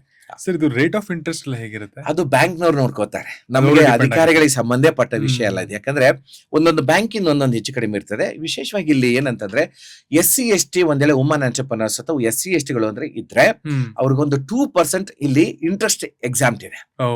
ಈಗ ಫಾರ್ ಎಕ್ಸಾಂಪಲ್ ಒಂದು 10% ಒಂದು ಬ್ಯಾಂಕಿನ ಒಂದು ಇಂಟ್ರೆಸ್ಟ್ ಇದ್ರೆ, 10% ಇದ್ರೆ ಇವ್ರಿಗೊಂದು 2% ಒಂದು ಎಕ್ಸಾಮ್ ಇದೆ. ಅದಕ್ಕೆ ಸಬ್ವೆನ್ಷನ್ ಅದೇ ಅದೊಂದು ರಿಯಾಯಿತಿ ಅದೇ ಅದಕ್ಕೊಂದು ಹೇಳ್ತೀವಿ. 2% ಅವ್ರು ಸಿಗುತ್ತೆ, 8% ಇವರು ಕಟ್ಕೊಂಡು ಹೋಗ್ಬೇಕಾಗುತ್ತೆ. ಇನ್ನು ಉಳಿದಂಗೆ ಅಲ್ಲಿ ಬ್ಯಾಂಕಿಂದು ಅವ್ರದ್ದು ಏನ್ ಇಂಟ್ರೆಸ್ಟ್ ಇದೆ ಹೇಳ್ತಾರೆ, ಅದಕ್ಕೊಂದು ಸ್ಲ್ಯಾಬ್ ಮಾಡ್ಕೊಡ್ತಾರೆ. ವಿಶೇಷವಾಗಿ ಇಲ್ಲಿ ಸಬ್ಸಿಡಿ ಬಂದ ಮೇಲೆ ಇಲ್ಲಿ ಒಂದು ಮಿರರ್ ಅಕೌಂಟ್ ಅಂತ ಮಾಡ್ಕೋತಾರೆ. ಇದು PMFME ಯೋಜನೆಯಲ್ಲಿ ಇದು ಬ್ಯಾಕ್ ಎಂಡ್ ಸಬ್ಸಿಡಿ ಅಂತಿದೆ. ಇಲ್ಲಿ ಮುಖ್ಯವಾಗಿ ನಾನು ಇನ್ನೊಂದು ವಿಷಯ ಹೇಳ್ಬೇಕು, front end subsidy, back end subsidy ಅಂತ ಹೇಳಿದಾವೆ. ಈಗ PMEGP ನಲ್ಲಿ ಯಾವಾಗಲೂ ಫ್ರಂಟ್ ಎಂಡ್ ಸಬ್ಸಿಡಿ ಬಂದ್ಬಿಡುತ್ತೆ. ಫ್ರಂಟ್ ಎಂಡ್ ಅಂದ್ರೆ ಮೊದಲೇ ಬಂದ್ಬಿಟ್ಟು ಇವರ ಸಾಲದ ಒಂದು ಏನು ಭಾಗ ಇದೆಯೋ ಅದು 25%, 30% ಆ ಸಾಲವನ್ನ ತೀರಿಸಿಬಿಡ್ತಾರೆ ಈ ಪ್ರೋತ್ಸಾಹನ. ಇನ್ನು ಉಳಿದದ್ದನ್ನ ಕಟ್ಕೊಂಡು ಹೋಗ್ಬೇಕು ಎಂಡ್ವರೆಗೂ. ಬಟ್ ಇಲ್ಲಿ PMFM ಹೇಗಿದೆ ಅಂದ್ರೆ ಇವು ಅಭ್ಯರ್ಥಿ ಕಟ್ಕೊಂಡು ಹೋಗ್ತಾ ಇರಬೇಕು 3 ವರ್ಷವರೆಗೂ. ಈ ಏನು ಮೊದಲೇ ಫ್ರಂಟ್ ಗೆನೆ ಬಂದ್ರು ಸಹ ಇದು ಬ್ಯಾಕ್ ಎಂಡ್ ಸಬ್ಸಿಡಿ ಆಗಿ ಕೊನೆಯಲ್ಲಿ ಕೂತ್ಕೊಳ್ಳುತ್ತೆ. ಇದಕ್ಕೊಂದು ಬ್ಯಾಂಕ್ನವ್ರು ಏನ್ ಮಾಡ್ತಾರೆ, ಮಿರರ್ ಅಕೌಂಟ್ ಅಂತ ಮಾಡ್ಕೊಂಡು ಅಲ್ಲಿ FD ಇಟ್ಬಿಡ್ತಾರೆ. FD ಇಟ್ಕೊಳ್ತಾರೆ. ಇವ್ರು ಏನು 3 ವರ್ಷ ಕಟ್ಕೊಂಡು ಹೋಗ್ತಾರೆ. 3ನೇ ವರ್ಷಕ್ಕೆ ಕರೆಕ್ಟ್ ಆಗಿ ಆ ಮ್ಯಾನೇಜರ್ ಹೇಳ್ತಾರೆ, ಇಲ್ಲಿಗೆ ಆ ಒಂದು ನಿನ್ನ ಅರ್ಧ ಭಾಗ ಮುಗಿತಪ್ಪ, ಇನ್ನು ಅರ್ಧ ಭಾಗದಲ್ಲಿ 50% ಸಬ್ಸಿಡಿ ಇದೆ, ಅದನ್ನ ನಾವಿಲ್ಲಿ ಅಡ್ಜಸ್ಟ್ ಮಾಡ್ತೀವಿ ಅಂತ ಒಂದು ಅಡ್ಜಸ್ಟ್ ಮಾಡೋದಕ್ಕೆ ಆಲ್ರೆಡಿ ಗೈಡ್ಲೈನ್ ನಾವು ಮಾಡ್ಬಿಟ್ಟಿದೀವಿ. ನಮ್ಮ ಸರ್ಕಾರದಿಂದ, ನಮ್ಮ ಇಲಾಖೆಗಳಿಂದ, ನಮ್ಮ ಕಪಾಯಕ್ನಿಂದ ನಾವೇನ್ ಮಾಡಿದ್ವಿ, ಬ್ಯಾಂಕರ್ಸ್ಗೆಲ್ಲ ಆಲ್ರೆಡಿ ಮಾಹಿತಿ ಕೊಟ್ಟಿದ್ದಾರೆ. ಅಡ್ಜಸ್ಟ್ಮೆಂಟ್ ಮಾಡೋದಕ್ಕೆ ಮತ್ತೊಂದು ಲೆಟರ್ ಕೊಡ್ಬೇಕಾಗಿಲ್ಲ, ಆಲ್ರೆಡಿ ಅವ್ರಿಗೆ ಮಾಹಿತಿ ಕೊಟ್ಟಿದೆ. ಆ 3 ವರ್ಷದ ನಂತರ 3 ವರ್ಷಕ್ಕೆ ಕರೆಕ್ಟ್ ಆಗಿ ಈ 50% ಇದ್ದದನ್ನ ಅದನ್ನ ಅಡ್ಜಸ್ಟ್ ಮಾಡ್ಬಿಡ್ತಾರೆ. ಅಡ್ಜಸ್ಟ್ ಮಾಡ್ಬಿಟ್ಟು ಅವ್ರಿಗೊಂದು NOC ಅಥವಾ ಒಂದು CC ಕ್ಲಿಯರೆನ್ಸ್ ಸರ್ಟಿಫಿಕೇಟ್ ಒಂದು NOC ಕೊಟ್ಬಿಡ್ತಾರೆ. ಇಲ್ಲಿಗೆ ನಿಮ್ಮ ಲೋನ್ ತೀರಿದೆ, ಈಗ ನೀವು ಇದನ್ನ ಕ್ಲಿಯರ್ ಆಗಿದೆ, ಬ್ಯಾಂಕಿಂದ ಎಲ್ಲ ಸಾಲ ತೀರಿಸಲ್ಪಟ್ಟಿದ್ದು NOC ಕೊಡ್ತಾರೆ. ಅವಾಗ ಕ್ಲಿಯರ್ ಆಯ್ತು. 3 ವರ್ಷವರೆಗೂ ಯಾಕೆ ಕಟ್ಟಬೇಕು 3 ವರ್ಷವರೆಗೂ ಅಂತಂದ್ರೆ ಅವ್ರಿಗೊಂದು ಜವಾಬ್ದಾರಿ ಬರಲಿ ಅಂತ. ಯಾಕಂದ್ರೆ ಕೆಲವರು ಅದನ್ನ ಡಿಫಾಲ್ಟ್ ಮಾಡ್ಕೊಂತಾರೆ, NEP ಮಾಡ್ಕೋತಾರೆ. ನಾನು ಇವತ್ತು ಇನ್ನೊಂದು ಹೇಳ್ಬೇಕಂತಂದ್ರೆ, ಯಾವತ್ತಿಗೂ ಕರ್ನಾಟಕದ 31 ಜಿಲ್ಲೆಯಲ್ಲಿರುವಂತ ಎಲ್ರಿಗೂ ನಾನು ಕೇಳ್ಕೊಳ್ಳೋದೇನಂದ್ರೆ, ಸಿಬಿಲ್ ಅನ್ನು ಹಾಳು ಮಾಡ್ಕೋಬೇಡಿ. ಅದು ನಿಮಗೆ ಪಲ್ಸ್ ರೇಟ್ ಇದ್ದ ಹಾಗೆ. ಅಂದ್ರೆ ಒಂದು ಈ ಪಲ್ಸ್ ಹಾಕಿರ್ತಲ್ವಾ, ಇದೊಂದು ಇದು ಬರ್ತದಲ್ವಾ, ಪಲ್ಸಸ್ ಅಂದ್ರೆ ಗೊತ್ತಾ, ಪಲ್ಸ್. ಎಸ್, ಅದು ನಿಮ್ಗೆ ಜೀವನಾಡಿ ಇದ್ದ ಹಾಗೆ. ಅದು ಇದ್ರೇನೆ ನಿಮ್ಗೊಂದು ಜೀವ. ಯಾಕಂದ್ರೆ ಅದು ಏನಾದ್ರು ಹಾಳು ಮಾಡ್ಕೊಂಡ್ಬಿಟ್ರೆ, ಮೊಬೈಲು ಏನೋ ತಗೊಳ್ತಾರೆ, ಒಂದು 2 ವೀಲರ್ ತಗೋತಾರೆ, ಅದೇನೋ ಬ್ಯಾಂಕಿಗೆ ಡಿಫಾಲ್ಟ್ ಮಾಡ್ಕೊಂಡ್ಬಿಡ್ತಾರೆ, NP ಆಗ್ಬಿಡುತ್ತೆ. ಆ NP ಆದಾಗ ಏನಾಗುತ್ತೆ, ಸಿಬಿಲ್ ಆಟೋಮೆಟಿಕ್ಲಿ ಡೌನ್ ಆಗ್ಬಿಡುತ್ತೆ. 700+ ಇರುವಂತದ್ದು 600, 400, 500 ಆದಾಗ ಬ್ಯಾಂಕರ್ಸ್ ನಿಮಗೆ ಫಂಡ್ ಮಾಡೋದಕ್ಕೆ ಹಿಂದೆ ಹಾಕ್ತಾರೆ, ಆದ್ರೆ ಮಾಡೋದಿಲ್ಲ. ಅದಕ್ಕೆ ಸಿಬಿಲ್ ಇಟ್ಸ್ ನಿಮ್ಮ ಪಲ್ಸ್ ರೇಟ್ ಇದ್ದಾಗ, ಜೀವನಾಡಿದ್ದಾಗ ಅದನ್ನ ನೀವು ಕಾಪಾಡಿಕೊಳ್ಳಿ ಅಂತೇಳಿ ಕೂಡ ಹೇಳ್ತೀನಿ. ಅದಕ್ಕೆ ವುಮೆನ್ ಎಂಪವರ್ಮೆಂಟ್ ಅಲ್ಲಿ 2% ಕಮ್ಮಿ ಆಗುತ್ತೆ ಅಂತ ಹೇಳಿದ್ರಿ. ಅಂಡ್ ಅವ್ರಿಗೆ ಅನುದಾನ ಅಥವಾ ಸಬ್ಸಿಡಿಗಳು ಈಸಿಯಾಗಿ ದೊರಕುತ್ತೆ, ಅಂಡ್ 50% ದೊರಕುವಂತ ಚಾನ್ಸಸ್ ಜಾಸ್ತಿ ಇದೆ. ಸೊ ಇಲ್ಲಿ ವುಮೆನ್ ಅಂತ ಬಂದ ತಕ್ಷಣ ಮಹಿಳೆಯರಿಗೆ ಈ ಸ್ಕೀಮ್ ಇದೆ ಅಂತ ತುಂಬಾ ಜನ, ಅಂದ್ರೆ ಒಂದು ನೀಡ್ ಇರೋರು, ಒಂದು ನೀಡ್ ಇಲ್ಲದೆ ಇರೋರು ಎಲ್ಲರೂ ಅಪ್ಲೈ ಮಾಡ್ತಾರೆ. ಅದಕ್ಕೇನಾದ್ರು ಒಂದು ಕ್ರೈಟೀರಿಯಾ ಇದೆ, ಇವ್ರಿಗೆ ಮಾತ್ರ ಕೊಡ್ತೀವಿ, ಇವ್ರಿಗೆ ಕೊಡಲ್ಲ ಅನ್ನೋದೇನಾದ್ರು ಇದೆಯಾ? ಈ ನೋಡಿ, ನಾನು ಕರ್ನಾಟಕದಲ್ಲಿ ಎಲ್ಲಾ ಕಡೆ ಇದೇ ಹೇಳ್ತಾ ಇರೋದು ಏನಂತಂದ್ರೆ, ಎಲ್ಲರಿಗೂ ಒಂದು ಟೈಟಲ್ ಮೇಲೆ ಮಾತಾಡ್ತಿರೋದು. ನಾನು ಮೊದ್ಲೇ ಹೇಳ್ಬೇಕಾಗಿತ್ತು, ಉದ್ಯಮಿಯಾಗು, ಉದ್ಯೋಗ ನೀಡು, ಸಾಧನೆ ಮಾಡಿ ಸಾಧಕನಾಗು ಅಥವಾ ಸಾಧಕಳಾಗು ಅಂತ ಹೇಳಿ. ಯಾಕಂದ್ರೆ ಸಾಧನೆ ಮಾಡದೆ ಸತ್ರೆ ಸಾವಿಗೆ ಅವಮಾನ ಅಂತೇಳಿ ನನ್ನ ಪ್ರತಿಯೊಂದು ಟೀಚಿಂಗ್ ನಲ್ಲಿ, ವೇದಿಕೆಗಳ ಮೇಲೆ ಎಲ್ಲಾ ಕಡೆ ಹೇಳ್ತಾ ಇರ್ತೀನಿ. ಅದಕ್ಕೆ ಏನ್ ಮಾಡ್ಬೇಕಂದ್ರೆ, ಮನುಷ್ಯ ಉದ್ಯಮಿ ಆಗೋದಕ್ಕೆ ಸಾಕಷ್ಟು ಅವಕಾಶಗಳಿದೆ. ಅಂದ್ರೆ ಸ್ವಂತ ಸ್ವಾವಲಂಬಿಗಳಾಗಿ ಬದುಕಲಿಕ್ಕೆ, ಫಿನಾನ್ಸಿಯಲಿ ಸ್ಟ್ರಾಂಗ್ ಅದಕ್ಕೆ ಅವಕಾಶಗಳಿದೆ. ಇಲ್ಲಿ ಮಹಿಳೆಯರಿಗೆ ಹೆಚ್ಚಿನ ಪ್ರಾಧಾನ್ಯತೆ ಇದೆ, ಆದ್ರೆ ಅವ್ರಿಗೆ ಅವೇರ್ನೆಸ್ ಇಲ್ಲ. ಅದ ಅವೇರ್ನೆಸ್ ಅಂದ್ರೆ ಅವ್ರಿಗೆ ಮನವರಿಕೆ ಅರಿವು ಜಾಗೃತಿ ಅಂತ ಕಾರ್ಯಕ್ರಮಗಳಿಲ್ಲ. ಈಗ ನಾವು ಕಾರ್ಯಕ್ರಮ ಕೊಡ್ತಾ ಇದ್ದೀವಿ, ಸಾಕಷ್ಟು ಅವಕಾಶಗಳು ಬರ್ತಾ ಇದೆ. ಗ್ರಾಮೀಣ ಮಟ್ಟದಿಂದ ಹಿಡ್ಕೊಂಡು ಇವತ್ತು ಎಲ್ರಿಗೂ ಅವೇರ್ನೆಸ್ ಬರ್ತಾ ಇದೆ, ಅವೇರ್ನೆಸ್ ಕ್ರಿಯೇಟ್ ಮಾಡ್ತಾ ಇದೀವಿ. ಮುಖ್ಯವಾಗಿ ಮಹಿಳೆಯರಿಗೆ ಅವಕಾಶಗಳಿದೆ. ಎಲ್ಲೆಲ್ಲಿದೆ ಅಂದ್ರೆ ಬೋಟಿಕ್ ಇದೆ, ಈಗ ಅಪ್ಯಾರಲ್ ಅಂತ ಹೇಳಿದೆ ನಾನು. ಈಗ ಫುಡ್ ಇಂಡಸ್ಟ್ರಿನಲ್ಲೂ ಮಾಡ್ಬೋದು, ಸರ್ವಿಸ್ ಸೆಕ್ಟರ್ ನಲ್ಲೂ ಹೇಳಿದೆ ನಿಮಗೆ, ಸರ್ವಿಸ್ ಸೆಕ್ಟರ್ ನಲ್ಲೂ ಮಾಡ್ಬೋದು, ಅಂದ್ರೆ ಸೇವಾ ಘಟಕದಲ್ಲೂ ಮಾಡ್ಬೋದು ಅಥವಾ ಉತ್ಪಾದನೆ ಘಟಕದಲ್ಲೂ ಮಾಡ್ಬೋದು. 2 ಅವಕಾಶಗಳಿದೆ ಮಹಿಳೆಯರಿಗೋಸ್ಕರ. ವಿಶೇಷವಾಗಿ ಈ ಬೋಟಿಕ್ ಅಂತ ಹೇಳ್ತೀವಿ, ಬ್ಲೌಸ್ ಗಳನ್ನ ಅಥವಾ ಇದೇನಂತಾರೆ ಜಾಕೆಟ್ ಅಂತಿರ್ತೀವಿ, ಅದಕ್ಕೆ ಎಂಬ್ರಾಯ್ಡ್ರಿ ವರ್ಕ್ ಬರುತ್ತೆ, ಅಥವಾ ಅದ್ರ ಮೇಲೆ ಒಂದು ಅರಿ ವರ್ಕ್ ಅಂತ ಜರಿ ವರ್ಕ್ ಗಳನ್ನು ಮಾಡುವಂತದ್ದು, ಡಿಸೈನ್ ಗಳನ್ನ ಕ್ರಿಯೇಟ್ ಮಾಡುವಂತದ್ದು. ಆಮೇಲೆ ಆ ಬ್ಲೌಸ್ ಗಳನ್ನ ಹೋದ್ರೆ ಇವತ್ತು 1000 ರೂಪೀಸ್ ಇಂದ 35, 40,000, 50,000, 1 ಲಕ್ಷ ರೂಪಾಯಿ ಒಂದು ಬ್ಲೌಸ್ ಅನ್ನು ಇವತ್ತು ಹೊಲಿದು ಕೊಡಬಹುದು. ಬೋಟಿಕ್ ನಲ್ಲಿ ಅಂದ್ರೆ ಫ್ಯಾಷನ್ ಡಿಸೈನ್ ಗಳಲ್ಲಿ ಸಾಕಷ್ಟು ಅವಕಾಶಗಳಿವೆ ಮಹಿಳೆಯರಿಗೆ. ಅದ್ರ ಜೊತೆಗೆ ಒಂದು ಎಂಬ್ರಾಯ್ಡ್ರಿ ವರ್ಕ್ ಇದು ಒಂದು ಮಷಿನ್ ಇದ್ರೆ, ಈ ಟಿ ಶರ್ಟ್ ಮೇಲೆ ಅಥವಾ ಒಂದು ಕಾಲೇಜ್ ಸ್ಕೂಲ್ಗಳದ್ದು ಒಂದು ಬ್ಲೆಸರ್ ಇರುತ್ತೆ ನೋಡಿ, ಇಲಾಖೆ ಒಂದು ಕಾಲೇಜ್ಗಳದ್ದು ಸ್ಕೂಲ್ಗಳು, ಅದಕ್ಕೆ ಒಂದು ಲೋಗೋ ಇರುತ್ತೆ, ಆ ಕಾಲೇಜ್ ಒಂದು ಸ್ಕೂಲಿನ ಲೋಗೋ ಇರುತ್ತೆ, ಅದನ್ನು ಕೂಡ ಎಂಬ್ರಾಯ್ಡರಿ ಹಾಕ್ಬಹುದು, ಅಥವಾ ಕ್ಯಾಪ್ ಮೇಲೆ ಕೂಡ ಅದನ್ನ ಡಿಸೈನ್ ಮಾಡಬಹುದು. ಸೊ ಅದಕ್ಕೆ ಆ ಒಂದು ಸ್ಕೂಲ್ ಕಾಲೇಜ್ಗಳಲ್ಲಿ ಕೂಡ ಮಹಿಳೆಯರಿಗೆ ಅವಕಾಶಗಳಿದೆ. ಅಂದ್ರೆ ಆರ್ಡರ್ಸ್ ಗಳು ಸಿಗುತ್ತೆ, ಇವ್ರು ಹುಡುಕಿದ್ರೆ ಸಿಗುತ್ತೆ, ಹುಡುಕ್ಬೇಕು. ಅದಕ್ಕೆ ಮಾರ್ಕೆಟಬಿಲಿಟಿ ಎಲ್ಲೆಲ್ಲಿ ಅಂತ ಹುಡುಕ್ಬೇಕಂತ ಹೇಳಿದ್ರು. ಇನ್ನು SC/ST ವುಮೆನ್ಗಳಿಗೆ ಒಂದು 5% ಏನೋ ಜಾಸ್ತಿ ಇರುತ್ತೆ, ಇಲ್ಲಂತಲ್ಲ. ಇದ್ರಲ್ಲಿ ಇನ್ನೊಂದು ಜವಳಿ ಇಲಾಖೆ ಅಂತಿದೆ, ಟೆಕ್ಸ್ಟೈಲ್ ಡಿಪಾರ್ಟ್ಮೆಂಟ್ ಇದೆ. ಅಲ್ಲಿ ಏನ್ ಅವಕಾಶ ಇದೆ ಅಂದ್ರೆ 50% ಇಂದ 70% ವರೆಗೂ ಅವಕಾಶ ಇದೆ, ಸಬ್ಸಿಡಿ ಇದೆ. ಫಾರ್ ಎಕ್ಸಾಂಪಲ್ ಒಂದು 3 ಕೋಟಿಯ ಪ್ರಾಜೆಕ್ಟ್ ಅನ್ನ ಒಂದು SC ಮಹಿಳೆ ಒಂದು ಮಾಡ್ತಾರಪ್ಪ ಅಂದ್ರೆ, ಒಂದು ಯಾರೋ ಒಬ್ರು ಆ ಒಂದು ಅಪ್ಯಾರಲ್ ಅಂದ್ರೆ ಒಂದು ಬ್ರ್ಯಾಂಡಿಂಗ್ ಮಾಡುವಂಥದ್ದು, ಟಿ ಶರ್ಟ್, ಕುರ್ತಿನೋ, ಅಥವಾ ಒಂದು ಲೆಗ್ಗಿನ್ಸ್, ಜಗ್ಗಿನ್ಸ್ ಅಂತ ಏನ್ ಹೇಳ್ತೀವಿ, ಅಥವಾ ಒಂದು ಶರ್ಟ್ ಅವ್ರದೇ ಬ್ರ್ಯಾಂಡಿಂಗ್ ಮಾಡಿ ಅವ್ರದೇ ಒಂದು ಮಾರ್ಕೆಟಿಂಗ್ ಮಾಡುವಂತ ಒಂದು ಯೂನಿಟ್ ಅನ್ನು ಅವ್ರು ಹಾಕೊಂಡ್ರೆ ಆ ಒಂದು ಮಷಿನ್ಗಳು ಬರುತ್ತೆ ಮತ್ತು ಇಂಡಸ್ಟ್ರಿ ಶೆಡ್ ಬರುತ್ತೆ. ಒಟ್ಟಾರೆ 75% ವರೆಗೂ ಸಬ್ಸಿಡಿ ಇದೆ. 3 ಕೋಟಿಗೆ 75% ಅಂದ್ರೆ ಸುಮಾರು 2 ಕೋಟಿವರೆಗೂ ಸಬ್ಸಿಡಿ ಬರುತ್ತೆ. ಇನ್ನು 1 ಕೋಟಿನಲ್ಲಿ ಇವರು 3 ಕೋಟಿಗೆ 30 ಲಕ್ಷ ಇವ್ರದ್ದು ಕಾಂಟ್ರಿಬ್ಯೂಷನ್ ಇರುತ್ತೆ, ಅಂದ್ರೆ 10% ಮಾರ್ಜಿನ್ ಹಾಕಿದ್ರೆ ಇನ್ನು ಉಳಿದದ್ದೇ 70 ಲಕ್ಷ. ಇದನ್ನು 7 ವರ್ಷ 10 ವರ್ಷ ಆರಾಮಾಗಿ ಕಟ್ಕೊಂಡು ಹೋಗ್ಬೋದು. ಅದಕ್ಕೆ ಇದೊಂದು DPR ಮಾಡಿಸ್ಬೇಕಾಗುತ್ತೆ. ಈ ಡಾಕ್ಯುಮೆಂಟ್ಸ್ ಗಳಲ್ಲಿ ಹೇಳ್ತಾ ಇದ್ದಲ್ವ ಆಗ್ಲೇ, KYC ಅಂತ ಹೇಳ್ತೀವಿ ನಾವು. ಇವರ ಕಸ್ಟಮರ್ ಅಂದ್ರೆ KYC ಅವ್ರದ್ದು ಒಂದು ಆಧಾರ್, ಪ್ಯಾನ್ ಕಾರ್ಡ್, ಅಕೌಂಟ್ ಬೇಕಾಗುತ್ತೆ. ಅದ್ರ ಜೊತೆಗೆ ಡಾಕ್ಯುಮೆಂಟ್ಸ್ ಗಳು ಬೇಕಾಗುತ್ತೆ. ಅಂದ್ರೆ ಒಂದು ಲ್ಯಾಂಡ್ ಏನಾದ್ರೂ ಇವರು 30 ವರ್ಷಕ್ಕೆ ಅಗ್ರಿಮೆಂಟ್ ಮಾಡ್ಕೊಂಡಿದ್ರೆ ಅದು ಲೀಸ್ ಅಗ್ರಿಮೆಂಟ್ ಒಂದು ಬೇಕಾಗುತ್ತೆ, ಅಥವಾ ಒಂದು ಯಾವ್ದೋ ಒಂದು ಪ್ರೆಮೈಸಸ್ ಅನ್ನ, ಒಂದು ಶಾಪ್ ಅನ್ನ ಅಥವಾ ಒಂದು ಇಂಡಸ್ಟ್ರಿ ಶೆಡ್ ಅನ್ನ ಬಾಡಿಗೆ ರೂಪದಲ್ಲಿ ತಗೊಂಡಿದ್ರೆ ರೆಂಟ್ ಅಗ್ರಿಮೆಂಟ್ ಬೇಕಾಗುತ್ತೆ. 5 ವರ್ಷ, 7 ವರ್ಷ, 10 ವರ್ಷದ ಬೇಕಾಗುತ್ತೆ. ಅದ್ರ ಜೊತೆಗೆ ಡಾಕ್ಯುಮೆಂಟ್ಸ್ ಗಳು ಅಂದ್ರೆ ಕೊಟೇಶನ್ ಗಳು ಬೇಕು, ಮಷಿನ್ ಗಳದ್ದು. ಆಮೇಲೆ ಒಂದೇಳೆ ಖಾಲಿ ಜಾಗ ಇದ್ರೆ ಇಂಡಸ್ಟ್ರಿ ಶೆಡ್ ಕೊಡ್ತಾರೆ, ಇಂಜಿನಿಯರ್ ಇಂದ ಪ್ಲಾನ್, ಇಂಜಿನಿಯರ್ ಎಸ್ಟಿಮೇಟ್ ರಿಪೋರ್ಟ್ ಅದೆಲ್ಲ ಬೇಕಾಗುತ್ತೆ. ಅದ್ರ ಜೊತೆಗೆ DPR detail project report from CA, ಅವರು ಬ್ಯಾಂಕಿಗೆ ಫಿಸಿಬಿಲಿಟಿ ವೈಟ್ ಬರೋ ಹಾಗೆ ಫಾರ್ಮುಲಾಗಳನ್ನ ಹಾಕಿ ಚೆನ್ನಾಗಿ ಅವರು ಒಂದು ಪ್ರಾಜೆಕ್ಟ್ ಅನ್ನು ಮಾಡಿಕೊಡ್ತಾರೆ. ಅವ್ರಿಗೊಂದು ಫೀಸ್ ಇರುತ್ತೆ, ಅವ್ರಿಗೆ ಕೊಟ್ರೆ ಅವ್ರು ಮಾಡಿಕೊಡ್ತಾರೆ. ಅದನ್ನ ನಾವು ಬೇಕಾದ್ರೆ ಹೇಳಿ ಮಾಡಿಸ್ಕೊಡ್ತೀವಿ, ಮಾರ್ಗದರ್ಶನ ಮಾಡ್ತೀವಿ. ಆ ನಿಟ್ಟಿನಲ್ಲಿ ಈ ಒಂದು DPR ಮೂಲಕವಾಗಿ ಪ್ರಾಜೆಕ್ಟ್ ರಿಪೋರ್ಟ್ ನಲ್ಲಿ ಎಲ್ಲ ಡೀಟೇಲ್ಸ್ ಇರುತ್ತೆ. ಅದ್ರಗೊಂದು ಏನು ಕರೆಂಟ್ ರೇಷಿಯೋ ಅಂತ ಇರುತ್ತೆ, DSCR ರೇಷಿಯೋ ಇರುತ್ತೆ, ಅದೆಲ್ಲ ಅವ್ರು ಸಿಸ್ಟಮೆಟಿಕ್ ಹಾಕಿ ಕೊಡ್ತಾರೆ. ಬ್ಯಾಂಕ್ನವ್ರು ಅದನ್ನೆಲ್ಲ ನೋಡ್ತಾರೆ.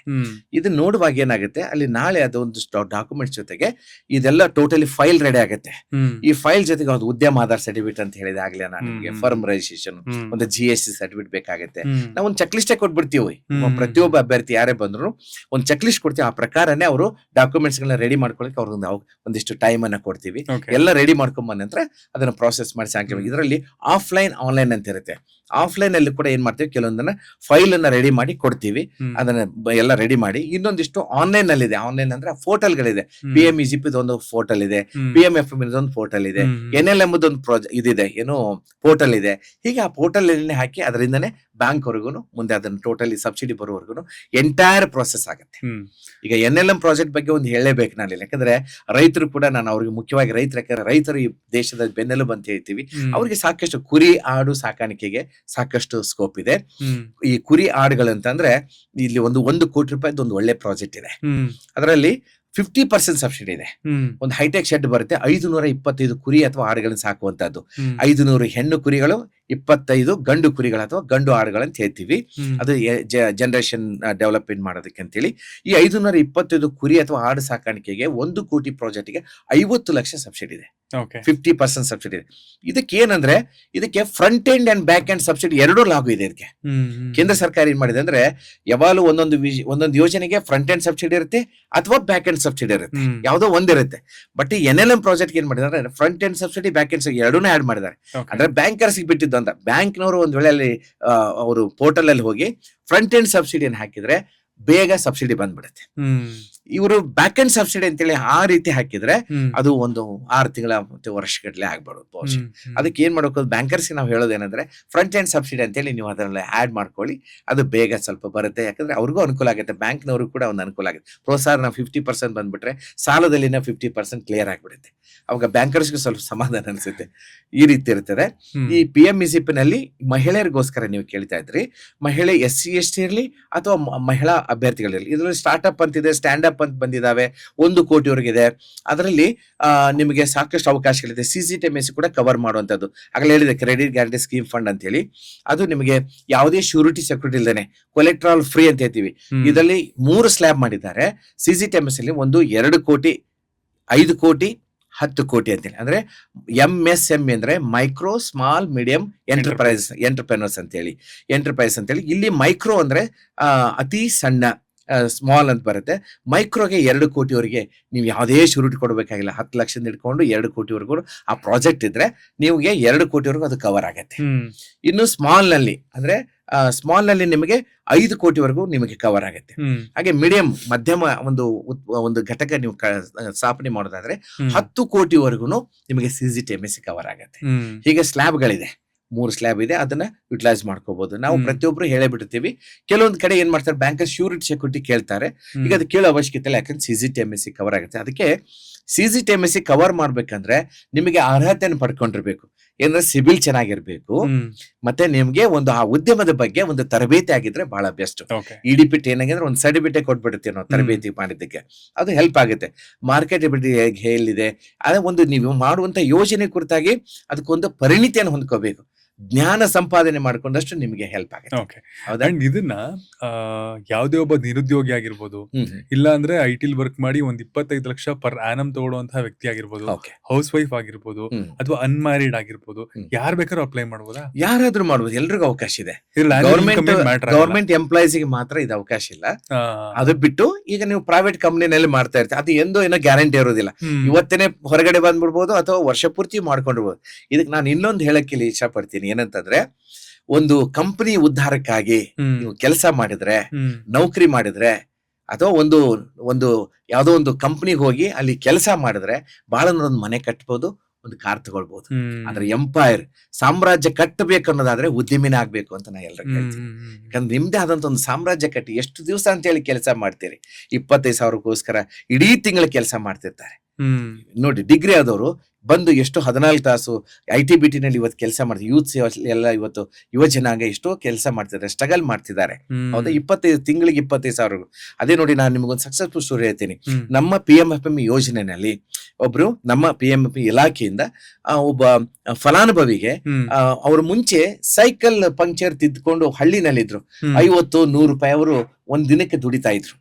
ಅಂತವ್ರು ಈ ಯೋಜನೆಯ ಫಲಾನುಭವಿ ಆದಾಗ ಅಂದ್ರೆ ಆರ್ಗ್ಯಾನಿಕ್ ಜಾಗ್ರಿ ಬೆಲ್ಲ ತಯಾರು ಮಾಡುವಂತದ್ದು, ಅಂದ್ರೆ ದೇಶಕ್ಕೆ ಆರೋಗ್ಯ ಕೊಡುವಂತದ್ದು, ಒಂದು ಆರ್ಗ್ಯಾನಿಕ್ ಕೆಮಿಕಲ್ ಮುಕ್ತ ಒಂದು ಆರ್ಗ್ಯಾನಿಕ್ ಜಾಗ್ರಿ ಬೆಲ್ಲವನ್ನ ತಯಾರು ಮಾಡುವಂತ ಒಂದು ಯೂನಿಟ್ ಅನ್ನ ಅವರು ಹಾಕೊಂಡಾಗ, ಈಗ ನಮ್ಮ ಇಲಾಖೆಯಿಂದ ಅವ್ರಿಗೊಂದು ಒಂದು ಬೆನಿಫಿಷಿಯರಿ ಅಂದ್ರೆ ಫಲಾನುಭವಿ ಆದಾಗ ಹೋದ ವರ್ಷ ಅವರು ಟರ್ನ್ ಓವರ್ 8 ಕೋಟಿ ಮಾಡಿದ್ರು ಒಂದೇ ವರ್ಷದಲ್ಲಿ.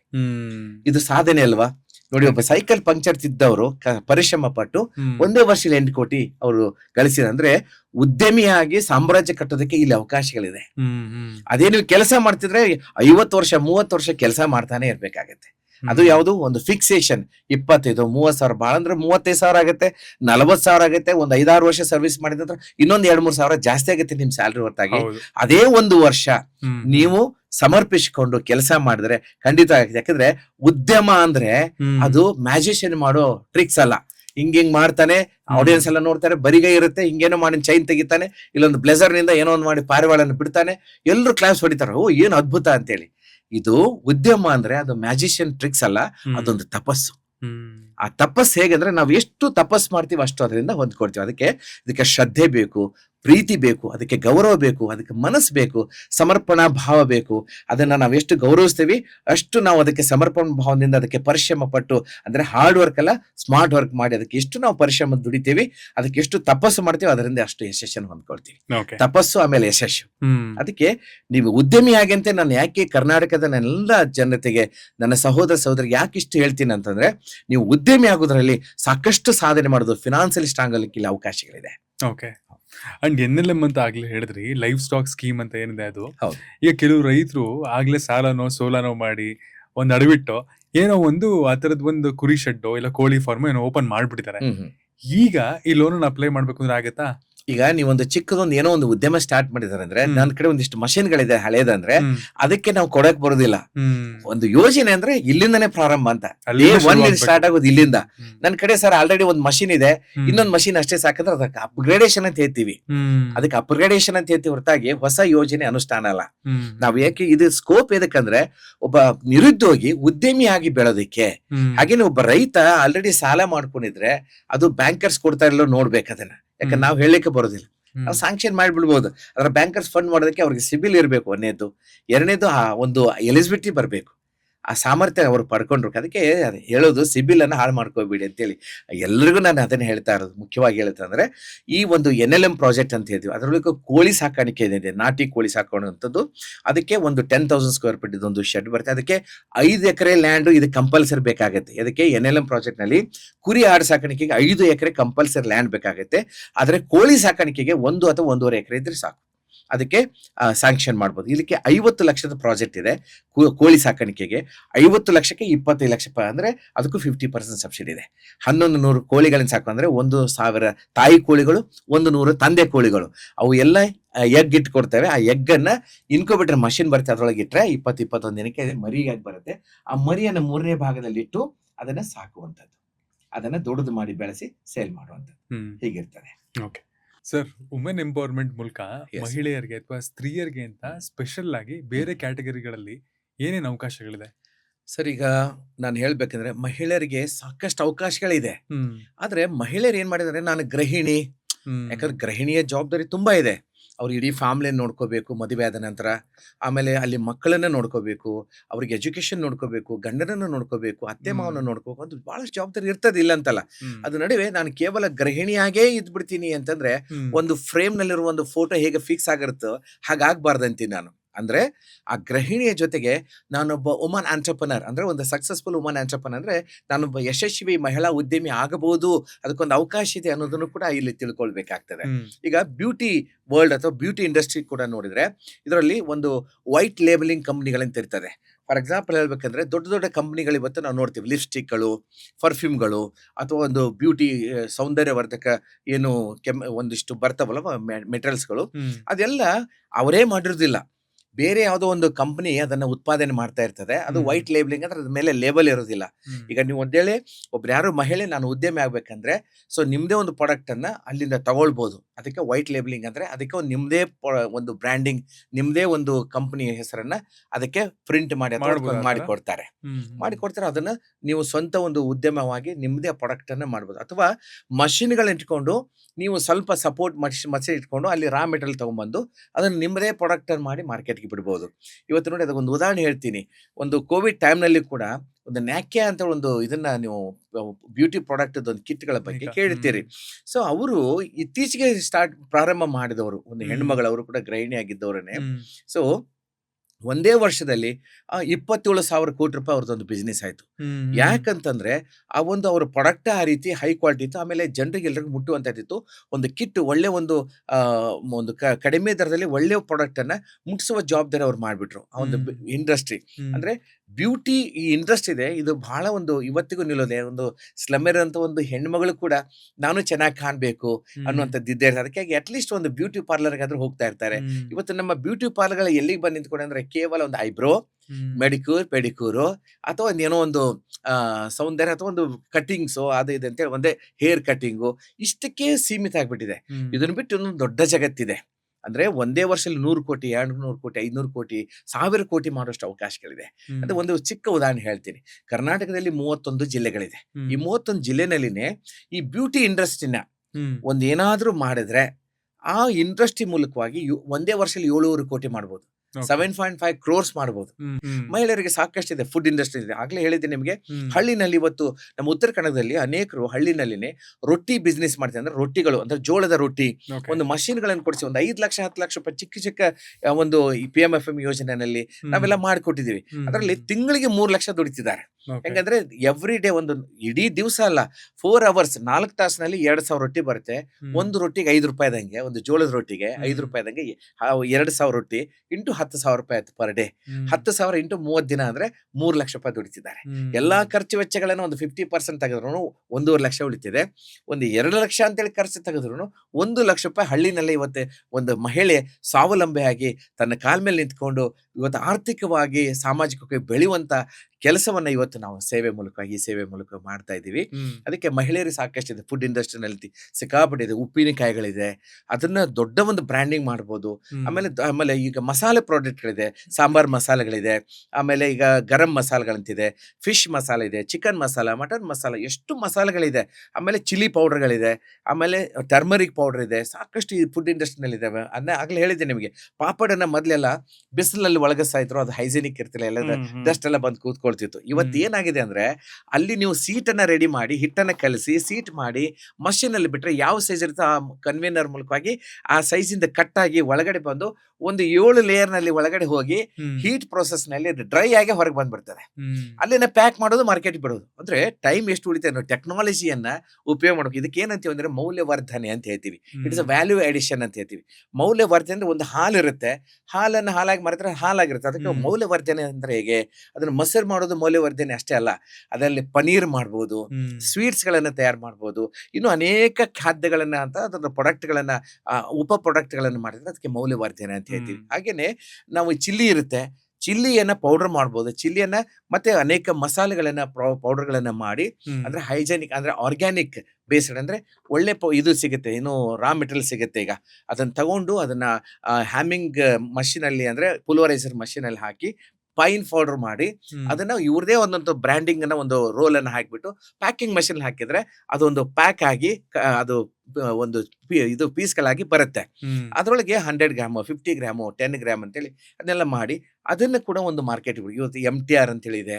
MTR ಒಂದು ಸಾಮ್ರಾಜ್ಯ, ಹೌದಾ? ಅವರು ಜೀರೋದಿಂದ ಇವತ್ತು ಹೀರೋ ಆದವರು ಎಷ್ಟೋ ಜನ ಇದ್ದಾರೆ. ಇವತ್ತು ಹೆಣ್ಮಕ್ಳಿಗೆ ಎಷ್ಟೋ ಒಂದು ಅವಕಾಶಗಳು ಸಿಕ್ಕಿದೆ. ಇವತ್ತು ನಾವು ನೋಡ್ತೀವಿ, ಒಂದು ಹುಡುಗ PUC ಫೇಲ್ ಆದವನು, ಅವನು ಒಂದು ಸೈಕಲ್ ತಗೊಂಡು ಓಡಾಡ್ಕೊಂಡಿದ್ದ, ಹಮಾಲಿ ಕೆಲಸ ಕೂಲಿ ಕೆಲಸ ಮಾಡ್ತಿದ್ದ. ಆಮೇಲೆ ಅವನು ಎಫರ್ಟ್ ಮಾಡ್ಕೊಂಡು ಏನ್ ಮಾಡ್ದ, ಯಾವುದೋ ಒಂದು ಕಂಪನಿದನ್ನ ಒಂದು ಡೆಲಿವರಿ ಬಾಯ್ ಕೆಲಸ ಮಾಡ್ತಿದ್ದ. 8,000 ರೂಪಾಯಿನ ಕೊಡ್ತಿರ್ ತಿಂಗಳಿಗೆ. ಅಂತವ್ನು ಈ 3 ವರ್ಷದಿಂದ ಒಂದು ಇಂಡಸ್ಟ್ರಿ ಹಾಕೊಂಡ್, ಫುಡ್ ಇಂಡಸ್ಟ್ರಿ. ಅದೇಂದ್ರೆ ಆಟಗಳು ಅಂದ್ರೆ ಹಿಟ್ಟುಗಳನ್ನ ತಯಾರು ಮಾಡಿ ಅವನದೇ ಬ್ರ್ಯಾಂಡಿಂಗ್ ನಲ್ಲಿ ಮಾರ್ಕೆಟಿಗೆ ಬಿಡುವಂತದ್ದು. ಅಂದ್ರೆ ಈ ಆಟಗಳಂದ್ರೆ ಹಿಟ್ಟುಗಳು, ಗೋಧಿ ಹಿಟ್ಟು ಅಂತ ಹೇಳ್ತೀವಿ, ವೀಟ್ ಆಟ ಅಂತ ಹೇಳ್ತೀವಿ, ರಾಗಿ ಹಿಟ್ಟು, ಆಮೇಲೆ ಬೇರೆ ಬೇರೆ ಪುಟಾಣಿ ಹಿಟ್ಟು, ಅಥವಾ ಇದೊಂದು ಪಲ್ಸಸ್ ಗ್ರೇನ್ಸ್ ಹಿಟ್ಟುಗಳು, ಈ ಎಲ್ಲ ಹಿಟ್ಟುಗಳನ್ನ ತಯಾರು ಮಾಡಿ ಅದನ್ನೇ ಬ್ರ್ಯಾಂಡಿಂಗ್ ಮಾಡುವಂತದ್ದು ಮಾಡಿ ಈ 2023-24 ಒಂದೇ ಒಂದು ವರ್ಷದಲ್ಲಿ 13 ಕೋಟಿ ಟರ್ನ್ ಮಾಡಿದ್ದಾನೆ.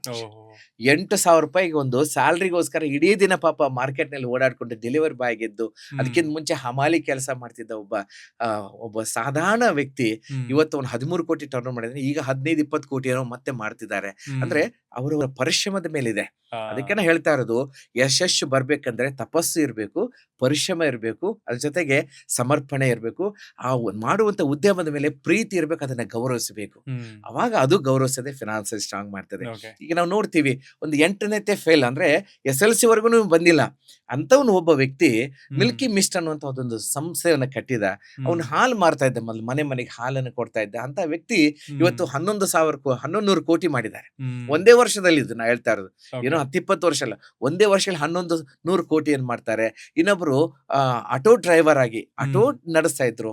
ಇವತ್ತು ಅವ್ರಿಗೆ ಬಹುಶಃ ಒಂದು 70-75-78 ವಯಸ್ಸಾಗಿದೆ. ಈಗ ಮೊನ್ನೆ ಅವರೊಂದು ಬಿಂದು ಜೀರಾ ಅಂತ ತಾವೆಲ್ಲ ಕೇಳ್ತೀವಿ. ಜೀರಾ ಇವತ್ತೇನಾಗಿದೆ, ಎಂತ ಒಂದು ದೊಡ್ಡ ಪ್ರಾಡಕ್ಟ್ ಆಗಿ ಬಂದಿದೆ ಅಂದ್ರೆ ನಾವು ನಿಜವಾಗಿ ಹೆಮ್ಮೆ ಪಡ್ಬೇಕು. ಕರ್ನಾಟಕದ ಹೆಮ್ಮೆಯ ಪ್ರಾಡಕ್ಟ್ ಅದು. ಕೋಕೋ ಕೋಲಾದಂತ ದೊಡ್ಡ ಇಂಟರ್ನ್ಯಾಷನಲ್ ಒಂದು ಕಂಪನಿಗೆ ಒಂದು ಟಕ್ಕರ್ ಕೊಡುವ ಮಟ್ಟಕ್ಕೆ ಇವತ್ತು ಅದು ಬೆಳೆದ್ ನಿಂತಿದೆ. ಕೇವಲ 3-4 ಅಥವಾ 6 ತಿಂಗಳಲ್ಲಿ 700 ಕೋಟಿ ಗಳಿಸಿದೆ. ಒಂದು ಬಿಂದು ಜೀರಾ, ಒಂದು ಚಿಕ್ಕದೊಂದು ಬಾಟಲು, ಅದೊಂದು ಆರೋಗ್ಯಪೂರ್ಣವಾಗಿದೆ. ಅದಕ್ಕೆ ಇಂಗ್ರೀಡಿಯೆಂಟ್ಸ್ ಅಲ್ಲಿ ಹಾಕಿರುವಂತದ್ದು ಎಲ್ಲ ನಮ್ಮ ಸ್ಪೈಸಸ್ ಇದೆ ಅಲ್ವಾ, ಎಲ್ಲ ಮಸಾಲೆಗಳು ಒಳ್ಳೆ ಒಂದು ಆರೋಗ್ಯಪೂರ್ಣವಂತದ್ದು, ಅದ್ರಲ್ಲಿ ಕೆಮಿಕಲ್ ಇಲ್ಲ ಜಾಸ್ತಿ ಅಂತದನ್ನ ಅವ್ರು ಕೊಟ್ರು, ಒಳ್ಳೆ ಆರೋಗ್ಯಪೂರ್ಣವಂತ ಕೊಟ್ರು. ಒಂದೇ ಒಂದು 6 ತಿಂಗಳಲ್ಲಿ 700 ಕೋಟಿ ಅವರು ರೀಚ್ ಆಗಿದ್ದಾರೆ. ಅಂದ್ರೆ ಒಬ್ಬ ಸಾಮಾನ್ಯ ಆಟೋ ಡ್ರೈವರ್ ಆಗಿ ಒಂದು ದಿನ ಕೆಲಸ ಮಾಡ್ತಿದ್ದವನು ಇವತ್ತು ದೊಡ್ಡ ಇಂಡಸ್ಟ್ರಿಸ್ಟ್ ಆಗಿದ್ದಾರೆ, ಉದ್ಯಮಿ ಆಗಿದ್ದಾರೆ. ಅದಕ್ಕೆ ಉದ್ಯಮಿ ಹಾಗೂ ಉದ್ಯೋಗ ನೀಡಿ ಸಾಧನೆ ಮಾಡಿ ಸಾಧಕನಾಗಿ ಅಂತೇಳಿ ನಾನು ಎಲ್ಲ ವೇದಿಕೆಗಳಲ್ಲಿ ಇದನ್ನೇ ಹೇಳ್ತಾ ಇರ್ತೆ. ಯಾಕಂದ್ರೆ ಸಾಕಷ್ಟು ಅವಕಾಶಗಳಿದೆ. ಅದಕ್ಕೆ ಏನ್ ಮಾಡ್ಬೇಕಂದ್ರೆ, ಈಗ ಸೈಕಲ್ ಪಂಕ್ಚರ್ ತಿತ್ತಾ ಇದ್ದವರು 8 ಕೋಟಿ ಮಾಡಿದ್ರು, ಒಂದು ಆರ್ಗ್ಯಾನಿಕ್ ಜಾಗ್ರಿ ಬೆಲ್ಲ ತಯಾರು ಮಾಡುವಂಥದ್ದು. ಹೀಗೆ ಸಾಧಕರು ಬಹಳಷ್ಟಿದ್ದಾರೆ. ಇವೆಲ್ಲ ಏನಂದ್ರೆ ನಮ್ಮ ಕರ್ನಾಟಕದ ಇವತ್ತು ಯಾವುದು ಅವೇರ್ನೆಸ್ ಇಲ್ಲದಂತ ನಾನು ಏನ್ ಮಾಡ್ಬೇಕು, ನನಗೇನು ಅವಕಾಶ ಇಲ್ಲಲ್ಲ ಅಂತ ಅನ್ನೋರಿಗೆ ಇದೊಂದು ದೊಡ್ಡ ಉದಾಹರಣೆಗಳಿದೆ. ಇವೊಂದು ದೊಡ್ಡ ಉದಾಹರಣೆನೆ. ದಿನಕ್ಕೆ 200 ಕೆಜಿ ಸೇವಿಗೆ ಅಂದ್ರೆ ಇದು ಸೇವಿಗೆ ಅಂದ್ರೆ ಗೊತ್ತಲ್ವಾ, ಅದನ್ನ ತಯಾರು ಮಾಡುವಂತ ಇಬ್ರು ಹೆಣ್ಮಕ್ಳು, ಒಬ್ರು 8ನೇ ಪಾಸು, ಒಬ್ರು SLC ಫೇಲ್, ಇಬ್ರು ಮಹಿಳೆಯರು ಗ್ರಾಮೀಣ ಮಟ್ಟದಲ್ಲಿ ಸೇವೆ ಮಾಡ್ತಿರೋರಂತವ್ರು ಇವತ್ತು ದಿನಕ್ಕೆ 50,000 ರೂಪಾಯಿ ದುಡಿತಿದ್ದಾರೆ. ದಿನಕ್ಕೆ 50,000, ತಿಂಗಳಿಗೆಲ್ಲ 50,000 ರೂಪಾಯಿ ದಿನಕ್ಕೆ ಅಂದ್ರೆ ಎಷ್ಟಾಯ್ತು, 15 ಲಕ್ಷ ರೂಪಾಯಿ ತಿಂಗಳಿಗೆ ಅವರು ದುಡಿತಿದ್ದಾರೆ. ಅಂದ್ರೆ ಒಂದು ವರ್ಷಕ್ಕೆ 1,80,00,000 ಕೋಟ್ಯಾಧೀಶ ಆಗಿಬಿಟ್ಟಿದ್ದಾರೆ ಇವರು ಹಳ್ಳಿನಲ್ಲಿನೇ. ಅಂದ್ರೆ 200 ಕೆಜಿ ಅಂದ್ರೆ 2 ಕ್ವಿಂಟಲ್ ಆ ಒಂದು ಸೇವಿಗೆನ ತಯಾರು ಮಾಡಿ, ಶಾವಿಗೆ ಅಂತ ಹೇಳ್ತೀವಿ ನಮ್ಮ ಕಡೆ, ಅದನ್ನ ತಯಾರು ಮಾಡಿ ಪ್ಯಾಕ್ ಮಾಡಿ ಅವರು ಮಾರ್ತಿದ್ದಾರೆ. ಅಂದ್ರೆ ಗ್ರಾಮೀಣ ಪ್ರದೇಶದಲ್ಲಿ ಮಹಿಳೆಯರು ಇವತ್ತು ಕೋಟ್ಯಾಧೀಶ ಆಗುವಂತ ಅವಕಾಶಗಳಿದೆ. ಅದಕ್ಕೆ ಈಗ ನೋಡಿ, MBA ಅಂದ್ರೆ ಏನ್ ಹೇಳಿ, ಮಾಸ್ಟರ್ ಆಫ್ ಬಿಸಿನೆಸ್ ಅಡ್ಮಿನಿಸ್ಟ್ರೇಷನ್. ಇದಕ್ಕೆ ಒಂದು 3-4 ಸೆಮಿಸ್ಟರ್ ಇವತ್ತು ನಮ್ಮ ಯೂತ್ಸ್ ಎಲ್ಲ ಕಲಿತಾ ಇದ್ದಾರೆ. ಅಲ್ಲಿ ಮುಖ್ಯವಾದದ್ದೇ ಹೇಳೋದಿಲ್ಲ. ನಾನು ಅನೇಕ MBA ಕಾಲೇಜ್ಗಳಿಗೆ, ಯೂನಿವರ್ಸಿಟಿಗಳಿಗೆ ನಾನು ಗೆಸ್ಟ್ ಸ್ಪೀಕರ್ ಹೋಗಿರ್ತೀನಿ. ಅಲ್ಲಿ ಹೋದಾಗ ಅನೇಕರಿಗೆ ನಾನು ಹೇಳ್ತಾ ಇರ್ತೀನಿ, ಈಗ ನೀವು MBA ಓದೋದೇ ಜನರ ಮಧ್ಯೆ ಬಿಸ್ನೆಸ್ ಮಾಡಕ್ಕೆ ಹೊರತಾಗಿ ಪ್ರಾಣಿಗಳ ಮಧ್ಯೆ ಅಥವಾ ಕಾಡಿನ ಮಧ್ಯೆ ಅಲ್ಲ, ಜನರ ಮಧ್ಯೆನೇ ಮಾಡ್ಬೇಕಂದಾಗ ಒಂದು 100 ಜನರನ್ನಾದ್ರೂ ಹುಡುಕಿಡ್ಕೊಳ್ಳಿ ಅಂತ ನಾನು ಹೇಳ್ತಾ ಇರ್ತೀನಿ. ಆಮೇಲೆ ಸ್ಟೂಡೆಂಟ್ಸ್ಗೆ ಒಂದು ಮೈಕ್ ಹೋಗುತ್ತೆ, ಅವರು ಪ್ರಶ್ನೆ ಕೇಳ್ತಾರೆ, ಸರ್ ಮಾರ್ಕೆಟಿಂಗ್ ರಿಸ್ಕ್ ಇದೆ ಸರ್, ಮಾರ್ಕೆಟ್ ಎಲ್ಲಿ ಅಂತ ಗೊತ್ತಾಗುದಿಲ್ಲ, ಮಾರ್ಕೆಟಿಂಗ್ ರಿಸ್ಕ್ ಇದೆ, ನಮ್ಮ ಪ್ರಾಡಕ್ಟ್ ಅನ್ನು ಮಾರಕ್ಕೆ ಸಾಧ್ಯ ಇಲ್ಲ, 100 ಜನ ಸಿಗೋದಿಲ್ಲ ಸರ್ ಅಂತಿರ್ತಾರೆ. ಅದಕ್ಕೆ ನಾನು ಉತ್ತರ ಒಂದು ಹೇಳ್ತೀನಿ. ಇವತ್ತು ಕರ್ನಾಟಕದ ಯುವ ಜನಾಂಗಕ್ಕೆ ಹೇಳ್ತೀನಿ, MBA ಸ್ಟೂಡೆಂಟ್ಗಳಿಗೆ ಇಲ್ಲೊಂದು ದೊಡ್ಡ ಒಂದು ಮ್ಯಾನೇಜ್ಮೆಂಟ್, ಬಿಸ್ನೆಸ್ ಮ್ಯಾನೇಜ್ಮೆಂಟ್ ಇಂದ ಒಂದು ಮುಖ್ಯ ತಿರುಳನ್ನ ಹೇಳಿಕ್ಕೆ ಇಷ್ಟಪಡ್ತೀನಿ.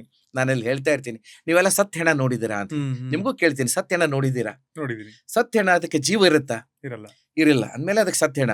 ಒಂದು ಜೀವ ಇಲ್ಲದ ಸತ್ತ ಹೆಣ ತಾನು ಸ್ಮಶಾನಕ್ಕೆ ಹೋಗಿ ಮುಟ್ಟುವರೆಗೂ 4 ಜನರು ಹುಡುಕಿಡ್ಕೊಂಡಿರ್ತದೆ. ನೀನ್ ಜೀವಂತಿದೀಯಾ? ನಿನಗೊಂದು 100 ಜನ ಸಿಗೋದಿಲ್ವಾ ಕರ್ನಾಟಕದಲ್ಲಿ? ಈ ನೋಡಿ, ಕರ್ನಾಟಕದಲ್ಲಿನೇ 7 ಕೋಟಿ ಕನ್ನಡಿಗರ ದೊಡ್ಡ ಅಸೆಟ್ ಇದೆ ಇಲ್ಲಿ. ಅಂದ್ರೆ ಗ್ರಾಹಕರಿದ್ದಾರೆ. ನಿಮ್ಮ ಪ್ರಾಡಕ್ಟ್ ಹೋಗೋದಿಲ್ವಾ ಅಷ್ಟು 7 ಕೋಟಿ ಜನರಿಗೆ ಮುಟ್ಟಿಸುವಷ್ಟು ತಾಕತ್ತಿಲ್ವಾ? ಖಂಡಿತವಾಗಿದೆ. ನಾವು ಹುಡುಕ್ಬೇಕಷ್ಟೇ. ಒಂದು ಸತ್ತ ಹೆಣ 4 ಜನರನ್ನ ಹೊತ್ಕೊಳ್ಳಕ್ಕೆ ಹುಡುಕಿ ಹಿಡ್ಕೊಂಡಿರ್ತದ, ಅದಕ್ಕೆ ಜೀವನ ಇರೋದಿಲ್ಲ. ತಾನು ಎಲ್ಲಿಗೆ ಹೋಗಿ ಮುಟ್ಟುವರೆಗೂ ಅಲ್ಲಿವರೆಗೂ ಬಿಡೋದಿಲ್ಲ, 4 ಜನ ಹುಡುಕಿ ಹಿಡ್ಕೊಂಡಿರ್ತದ ಅಂದ್ಮೇಲೆ ನೀನ್ ಜೀವಂತ ಇದೆಯಪ್ಪ, ನಿನಗೊಂದು 100 ಜನ ಸಿಗೋದಿಲ್ವಾ ಕಸ್ಟಮರು? ಈಗ ಹೇಳಿದಾಗ ನಿಜವಾಗಿ ಬಹಳ ಅಪ್ರಿಶಿಯೇಟ್ ಮಾಡ್ತಾರೆ. ಅಲ್ಲೆಲ್ಲ ವಿದ್ಯಾರ್ಥಿಗೆ ಬಂದು ಹೇಳ್ತಾರೆ, ಭಾಷಣ ಮುಗಿದ ಮೇಲೆ ವೇದಿಕೆ ಹೇಳ್ಬೇಕಾರೆ, ಸರ್ 3-4 ವರ್ಷ ಕಲಿಯುವಂತ ಏನು ಬಿಸ್ನೆಸ್ ಅಡ್ಮಿನಿಸ್ಟ್ರೇಷನ್ ಅನ್ನ ಕೇವಲ ಒಂದೇ ಒಂದು ಚಿಕ್ಕ ಒಂದು ತಿರುಳಿನಲ್ಲಿ ನಮ್ಗೆ ಉದಾಹರಣೆ ಮೂಲಕ ಹೇಳ್ಕೊಟ್ರಲ್ಲ ಸರ್ ಅಂತ ಹೇಳ್ತಾರೆ. ಅಂದ್ರೆ ಇದರ ಅರ್ಥ ಏನಂತಂದ್ರೆ, ಸಾಕಷ್ಟು ಅವಕಾಶಗಳಿದೆ, ನಾವು ಹುಡುಕ್ಬೇಕು, ನಮಗೆ ಗುರಿ ಇರಬೇಕು, ಛಲ ಇರಬೇಕು, ಆಮೇಲೆ ಒಂದು ವಿಷನ್ ಇರಬೇಕು, ಒಂದು ದರ್ಶನ ಇರಬೇಕು, ಅದನ್ನ ಮುಟ್ಟಬೇಕು ಅನ್ನೋಂತ ಓಡುವಂತದ್ದು. ಅವಾಗಲೇ ನಾವು ಖಂಡಿತವಾಗಿ ಅದಕ್ಕೆ ಮುಟ್ಲಿಕ್ಕೆ ಸಾಧ್ಯ ಇದೆ ಅಂತೇಳಿ ಈ ಸಂದರ್ಭದಲ್ಲಿ ಹೇಳಿಕ್ಕೆ ಇಷ್ಟಪಡ್ತೀನಿ. ಮುಖ್ಯವಾಗಿ ನಂಬಿಕೆ ಬೇಕು ನಮಗೆ. ನಾನು ಮಾಡ್ತೇನೆ ಅಂತ ಛಲದ ಜೊತೆ ನಂಬಿಕೆ ಇಂಪಾರ್ಟೆಂಟ್. ಯಾಕಂದ್ರೆ ಒಂದು ಹಳ್ಳಿನಲ್ಲಿ ಮಳೆ ಆಗಿರ್ಲಿಲ್ಲ, ಎಷ್ಟೋ ಒಂದು ವರ್ಷಗಟ್ಟಲೆ ಮಳೆ ಆಗಿರ್ಲಿಲ್ಲ. ಹಳ್ಳಿ ಜನರೆಲ್ಲ ಸೇರ್ಕೊಂಡ್ರು, ಎಲ್ಲ ಒಂದು ಸಭೆ ಸೇರಿ ಬಂದ್ರು, ಇಡೀ ಊರ್ ಜನ ಎಲ್ಲ ಬರ್ರಪ್ಪ ಅಂದ್ರೆ ಒಂದು ಎಲ್ಲರಿಗೊಂದು ಅನೌನ್ಸ್ಮೆಂಟ್ ಆಯ್ತು. ಎಲ್ಲ ಊರಿನ ಜನ ಒಂದ್ ಕಡೆ ಬಂದು ಕೂತ್ಕೊಂಡ್ರು. ಅಲ್ಲಿ ಒಂದು ಸಭೆ ಆಯ್ತು. ಏನ್ ಮಾಡೋಣ ಹಂಗಾರೆ, ದೇವ್ರ ಹತ್ರ ಪ್ರಾರ್ಥನೆ ಮಾಡೋಣ ನಾವೆಲ್ಲ ಮಳೆಗೋಸ್ಕರ ಅಂತೇಳಿ ಎಲ್ಲರೂ ಮಾತಾಡ್ಕೊಂತ. ಅಲ್ಲೊಂದು ಹುಡುಗ ಇದ್ದ. ಎಲ್ರಂಗಾರೆ ಯಾವಾಗ ಹೋಗುದು, ಈಗ ಹೊರಟು ಬಿಡೋ ನಡ್ರಿ ಅಂತಂದ್ರು. ಹೋಗ್ತಾ ಇದ್ರು. ಹೋಗ್ಬೇಕಾದ್ರೆ ಇವನು ಮನೆಗೆ ಓಡ್ ಬಂದು ಛತ್ರಿ ತಗೊಂಡ್ ಬರ್ತಾ ಇದ್ದ. ಓಡೋಗಿ ಒಂದ್ ಛತ್ರಿ ಹಿಡ್ಕೊಂಡ್ ಬಂದ. ಅಲ್ಲಿ ಒಬ್ರು ಕೇಳ್ತಾ ಇದ್ದ, ಅಲ್ಲಪ್ಪ ನೀನ್ ಛತ್ರಿ ಯಾಕೆ ತಗೊಂಡ್ಬರ್ತಾ ಇದೆಯಾ? ಅಲ್ಲ ಸರ್, ನೀವೆಲ್ಲಾನು ಈಗ ಪ್ರಾರ್ಥನೆ ಮಾಡ್ತೀರಿ ಮಳೆಗೋಸ್ಕರ, ಮಳೆ ಬರುತ್ತೆ, ಬರ್ಬೇಕಾದ್ರೆ ತೋರ್ಸ್ಕೊಳ್ಬಾರ್ದು ಅಂತೇಳಿ ಛತ್ರಿ ತಗೊಂಡ್ ಬರ್ತಾ ಇದ್ದೀನಿ ಅಂತ. ನೋಡಿ, ಆ ಹುಡುಗನ ನಂಬಿಕೆ ಆಗಿದೆ. ಇವ್ರಿಗಿಂತ ಅವನು ನಂಬಿಕೆ ಹೇಗಿದೆ ನೋಡಿ. ಹಾಗೆ ನಾವು ಮಾಡುವಂತ ಕೆಲಸದಲ್ಲಿ, ಒಳ್ಳೆ ಕೆಲಸಗಳಲ್ಲಿ ನಮಗೆ ನಂಬಿಕೆ ಇರಬೇಕು, ಶ್ರದ್ಧೆ ಇದ್ರೆ ಖಂಡಿತವಾಗಿ ಸಕ್ಸಸ್ಫುಲ್, ಒಂದು ಯಶಸ್ವಿಯಾದಂತ ಉದ್ಯಮ ಆಗಲಿಕ್ಕೆ ಸಾಧ್ಯತೆಗಳಿದೆ ಅಂತೇಳಿ ನಾನು ಹೇಳಿಕೆ ಬರ್ತೀನಿ. ಇಲ್ಲಿ ರಿಸ್ಕ್ ಮ್ಯಾನೇಜ್ಮೆಂಟ್ ಅಂತಿದ್ವಿ. ರಿಸ್ಕ್ ಅಂದ್ರೆ ಈಗ ನೋಡಿ, ಪಲ್ಸ್ ಹಿಂಗೆ ಹೋಗ್ತಾ ಇದ್ರೆ ಅದು ಜೀವಂತ ಇದೆ ಅಂತ, ಹಿಂಗೆ ಲೈನ್ ಒಂದೇ ಕಡೆ ಹೋಗ್ತಾ ಇದ್ರೆ ಅದಕ್ಕೆ ಏನಂತಾರೆ, ಸತ್ತ ಹೆಣ ಸತ್ತ ಹೆಣ. ಅಂತಂತಾರೆ. ಅದಕ್ಕೆ ಡೆಡ್ ಅಂತ ಹೇಳ್ತಾರೆ, ಲೈವ್ ಅಂತ ಹೇಳೋದಿಲ್ಲ. ಹ್ಮ್. ಅದಕ್ಕೆ ನನ್ನ ಜೀವನದಲ್ಲಿ ರಿಸ್ಕೇ ಬೇಡ ಅಂದ್ರೆ ಅಂಥವ್ರ ಜೀವನದಲ್ಲಿ ಸಾಧನೆ ಮಾಡ್ಲಿಕ್ಕೆ ಆಗೋದಿಲ್ಲ. ಹ್ಮ್. ಅದಕ್ಕೆ ನಾವು ಸಾಧನೆ ಮಾಡಬೇಕು, ಸಾಧಕರಾಗಬೇಕು, ಅದು ಬಹಳ ಮುಖ್ಯ ಇದೆ. ಹ್ಮ್. SSLC ಪಾಸ್ ಆದವನೊಬ್ಬನು ಏನೋ ಒಂದು ಆಯಿಲ್ ಇಂಡಸ್ಟ್ರಿ ಮಾಡಿದ್ದಾರೆ. ನಮ್ಮ ಬೆನಿಫಿಷರಿನೇ ಅವರು PMFM ಯೋಜನೆಯಲ್ಲಿ.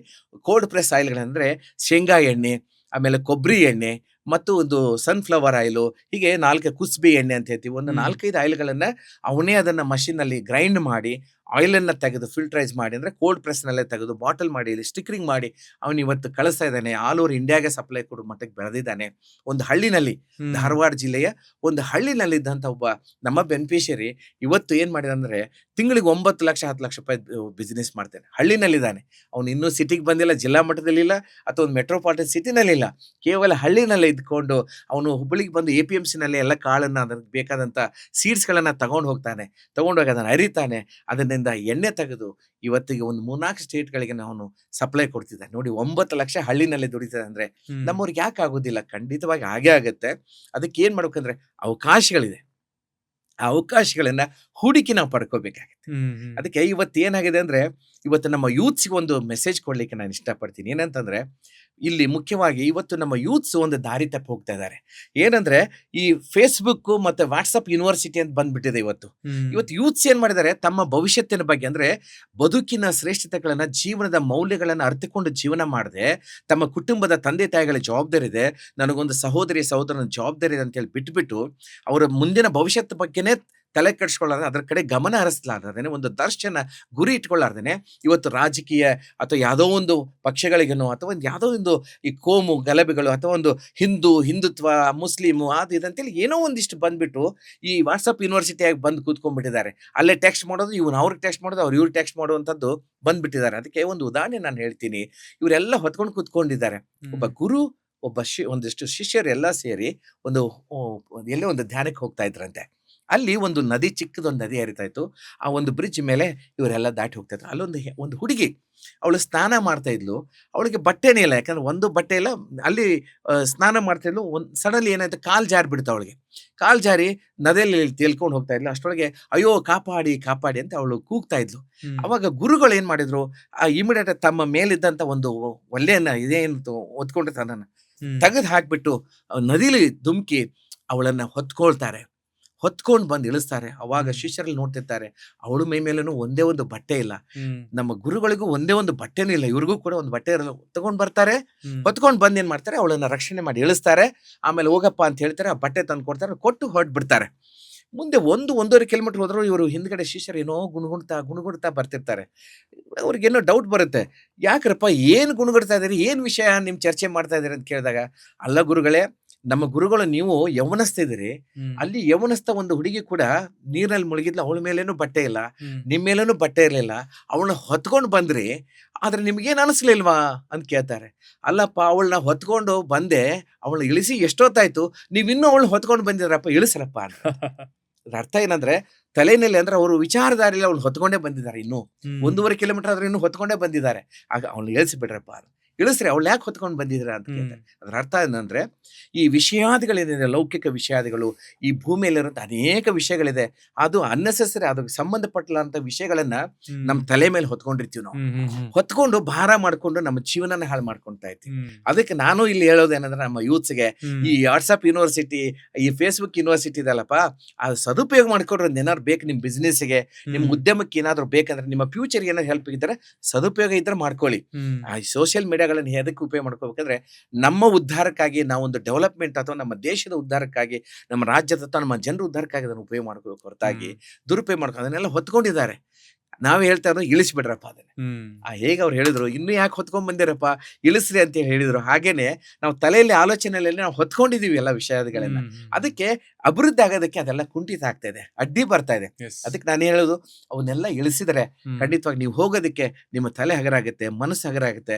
ಏನಾದ್ರೂ ಒಂದು ಮಾಡ್ಬೇಕು ಅನ್ನೋಂಥದ್ದು ಅವಾಗ ನಿಮ್ಮ ತಲೆಯಲ್ಲಿ ಒಂದು ಆಲೋಚನೆಗಳು ಬರುತ್ತೆ.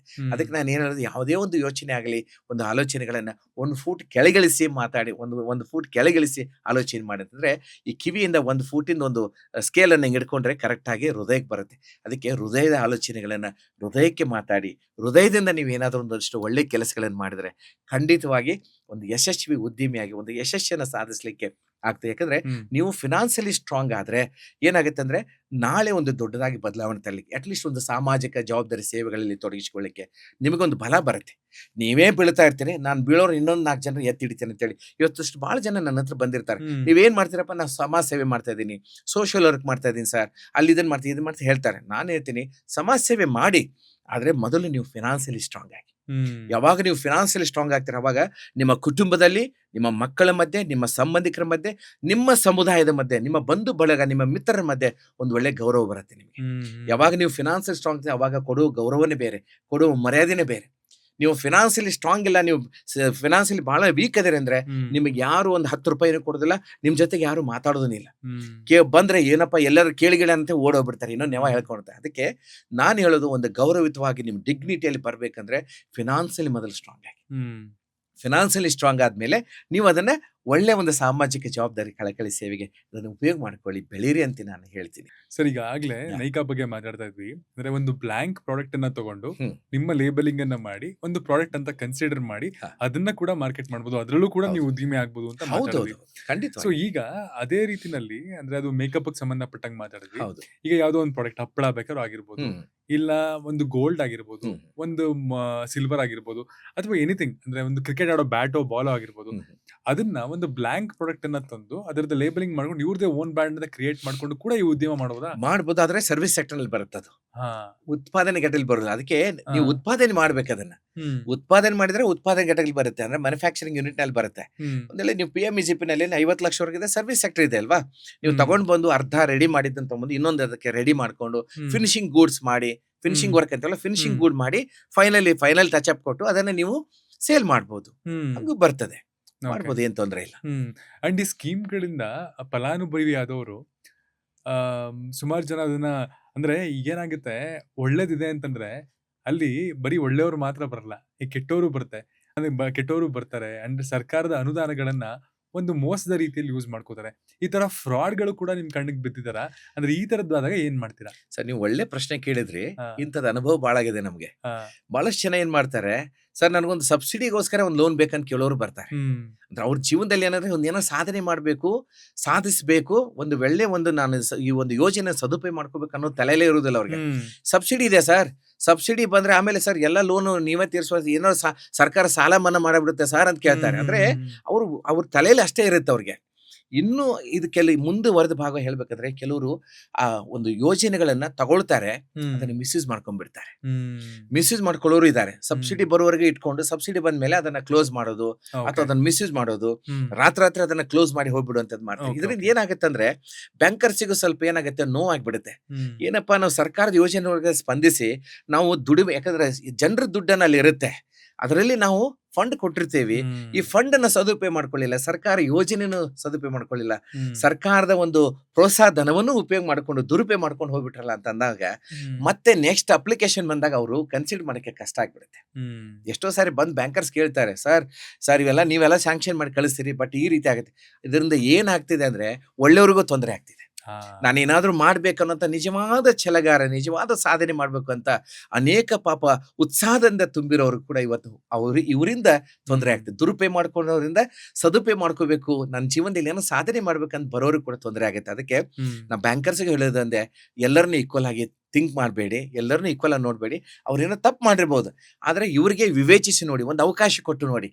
ಆದ್ರೆ ಹಂಗೇನಾದ್ರೂ ಜೆನ್ಯೂನ್ ಆಗಿ ಬಂದ್ರೆ, ಒಂದು ಒಳ್ಳೆ ಒಂದು ಉದ್ದೇಶ ಇಟ್ಕೊಂಡು ಜೀವನದಲ್ಲಿ ಏನೋ ಒಂದು ಮಾಡ್ಬೇಕು ಅನ್ನೋಂಥ ಒಂದು ಉತ್ಸಾಹದಿಂದ ಛಲದೊಂದಿಗೆ ಬಂದಂಥವ್ರನ್ನ ನೀವು ಗುರುತಿಸಿ ಅವಂಥವ್ರಿಗೆ ಅವಶ್ಯಕತೆ ಇದ್ರೆ ಖಂಡಿತವಾಗಿ ಸಹಾಯ ಮಾಡಿ ಅಂತ ನಾನು ಈ ಮೂಲಕ ಬ್ಯಾಂಕರ್ಸಿಗೆ ಕೂಡ ನಾನು ರಿಕ್ವೆಸ್ಟ್ ಮಾಡ್ಬೇಕು. ಬ್ಯಾಂಕರ್ಸ್ ಒಳ್ಳೆ ಇರ್ತಾರೆ ಸರ್, ಬ್ಯಾಂಕರ್ಸ್ ಕೆಟ್ಟವರು ಅಂತಾರೆ. ಕೆಲವು ಕಡೆ ಏನೋ ಕೆಲವು ಇನ್ಸಿಡೆಂಟ್ಗಳಾಗಿರ್ಬೋದು ಹೊರತಾಗಿ ಈ 10 ಮಾರ್ಕ್ಸ್ ಅಂತ ಹೇಳಿದ್ನಲ್ಲ ನಿಮ್ಗೆ 10 ಔಟ್ ಆಫ್ 10 ಸಿಬಿಲೇ ಇಲ್ಲ, ಎಲ್ಲೋ ಯಾರಿಗೋ ತನ್ನ ಸಿಬಿಲ್ ಹಾಳು ಮಾಡ್ಕೊಂಡಿದ್ದಾನೆ, NP ಆಗಿದೆ, ಡಿಫಾಲ್ಟ್ ಆಗಿದೆ, ಹೆಂಗ್ ಮತ್ತೊಂದ್ ಸರಿ ಕೊಡಕ್ಕೆ ಮಿನಿಮಮ್ ಕ್ರೈಟೀರಿಯಾ ಕ್ರೈಟೀರಿಯಾ ಇಲ್ಲಲ್ವಾ?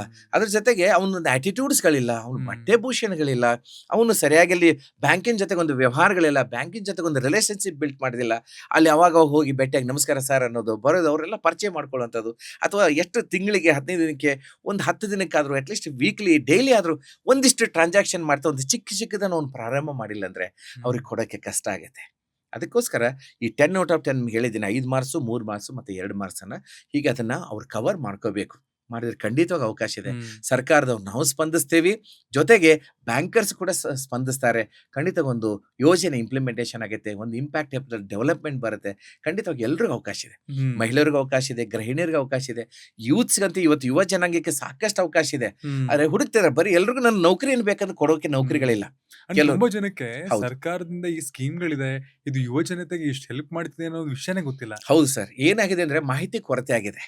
ಇವಾಗ ನಾವ್ ಏನ್ ಮಾಡಿದೀವಿ, ಹೀಗೆ ಚಾನೆಲ್ಗಳ ಮೂಲಕವಾಗಿ ಜಿಲ್ಲಾ ಮಟ್ಟದಲ್ಲಿ, ತಾಲೂಕು ಮಟ್ಟದಲ್ಲಿ ನಾವು MSME ಎಕ್ಸ್ಪರ್ಟ್ಸ್ಗಳು ಉದ್ಯಮಶೀಲತಾ ಅಭಿವೃದ್ಧಿ ಕಾರ್ಯಕ್ರಮಗಳನ್ನ ಮತ್ತು ಕೌಶಲ್ಯ ಅಭಿವೃದ್ಧಿ ಕಾರ್ಯಕ್ರಮಗಳ ಮೂಲಕವಾಗಿ ಎಲ್ಲ ಮಹಿಳೆಯರಿಗೂ, ಯುವ ಜನಾಂಗಕ್ಕೂ ಎಲ್ಲರಿಗೂ ನಾವು ಇವತ್ತೇನು ಕೊಡ್ತಾ ಇದೀವಿ, ಅವೇರ್ನೆಸ್ ಕ್ರಿಯೇಟ್ ಮಾಡ್ತಾ ಇದೀವಿ, ತರಬೇತಿಗಳನ್ನು ಕೊಡ್ತಾ ಇದೀವಿ, ಸರ್ಟಿಫಿಕೇಟ್ ಕೊಡ್ತಾ ಇದೀವಿ. ಅವ್ರು ಒಂದ್ ವೇಳೆ ಒಳ್ಳೆ ಅಲ್ಲೇ ಒಂದು ಆ ಟ್ರೈನಿಂಗ್ ನಲ್ಲೇನೆ ಸರ್ ನಾ ಹಿಂಗ್ ಮಾಡ್ಬೇಕು ಅಂತ ಮಾಡಿದ್ದೀನಿ, ನನಗೆ ಏನಾದ್ರು ಮಾರ್ಗದರ್ಶನ ಮಾಡಿದ್ರೆ ಖಂಡಿತ ಅಂತ ಇಚ್ಛಾಶಕ್ತಿ ಉಳ್ಳವರು. ಅಂದ್ರೆ ನೋಡಿ, ಹಸಿವಿದ್ದವನಿಗೆ ಮಾತ್ರ ನಾವೇನಾದ್ರು ಊಟ ಕೊಟ್ರೆ ಅವನಿಗೆ ಹಳಸಿದ್ ಕೊಟ್ರು ಅವನಿಗೆ ಅಮೃತ ಆಗುತ್ತೆ. ಹೊಟ್ಟೆ ತುಂಬಿದವನಿಗೆ ಒಬ್ಬಟ್ಟು ಕೊಡಕ್ ಹೋದ್ರು ಅಥವಾ ಹೋಳಿಗೆ ಕೊಡಕ್ ಹೋದ್ರು ಅವ್ನು ವಾಮಿಟ್ ಮಾಡ್ಕೊಂಡ್ಬಿಡ್ತಾನೆ. ಅಂದ್ರೆ ಹಸಿವಿರ್ಬೇಕು ಸರ್, ಹಸಿವಿದ್ರೆ ಮಾತ್ರ ಏನಾರು ಸಾಧನೆ ಮಾಡ್ಲಿಕ್ಕೆ ಆಗುತ್ತೆ. ಅಂತವ್ರು ನಾವು ಗುರುತಿಸ್ತೇವಿ, ಅಲ್ಲೆಲ್ಲಿ ಗುರುತಿಸ್ತೇವಿ.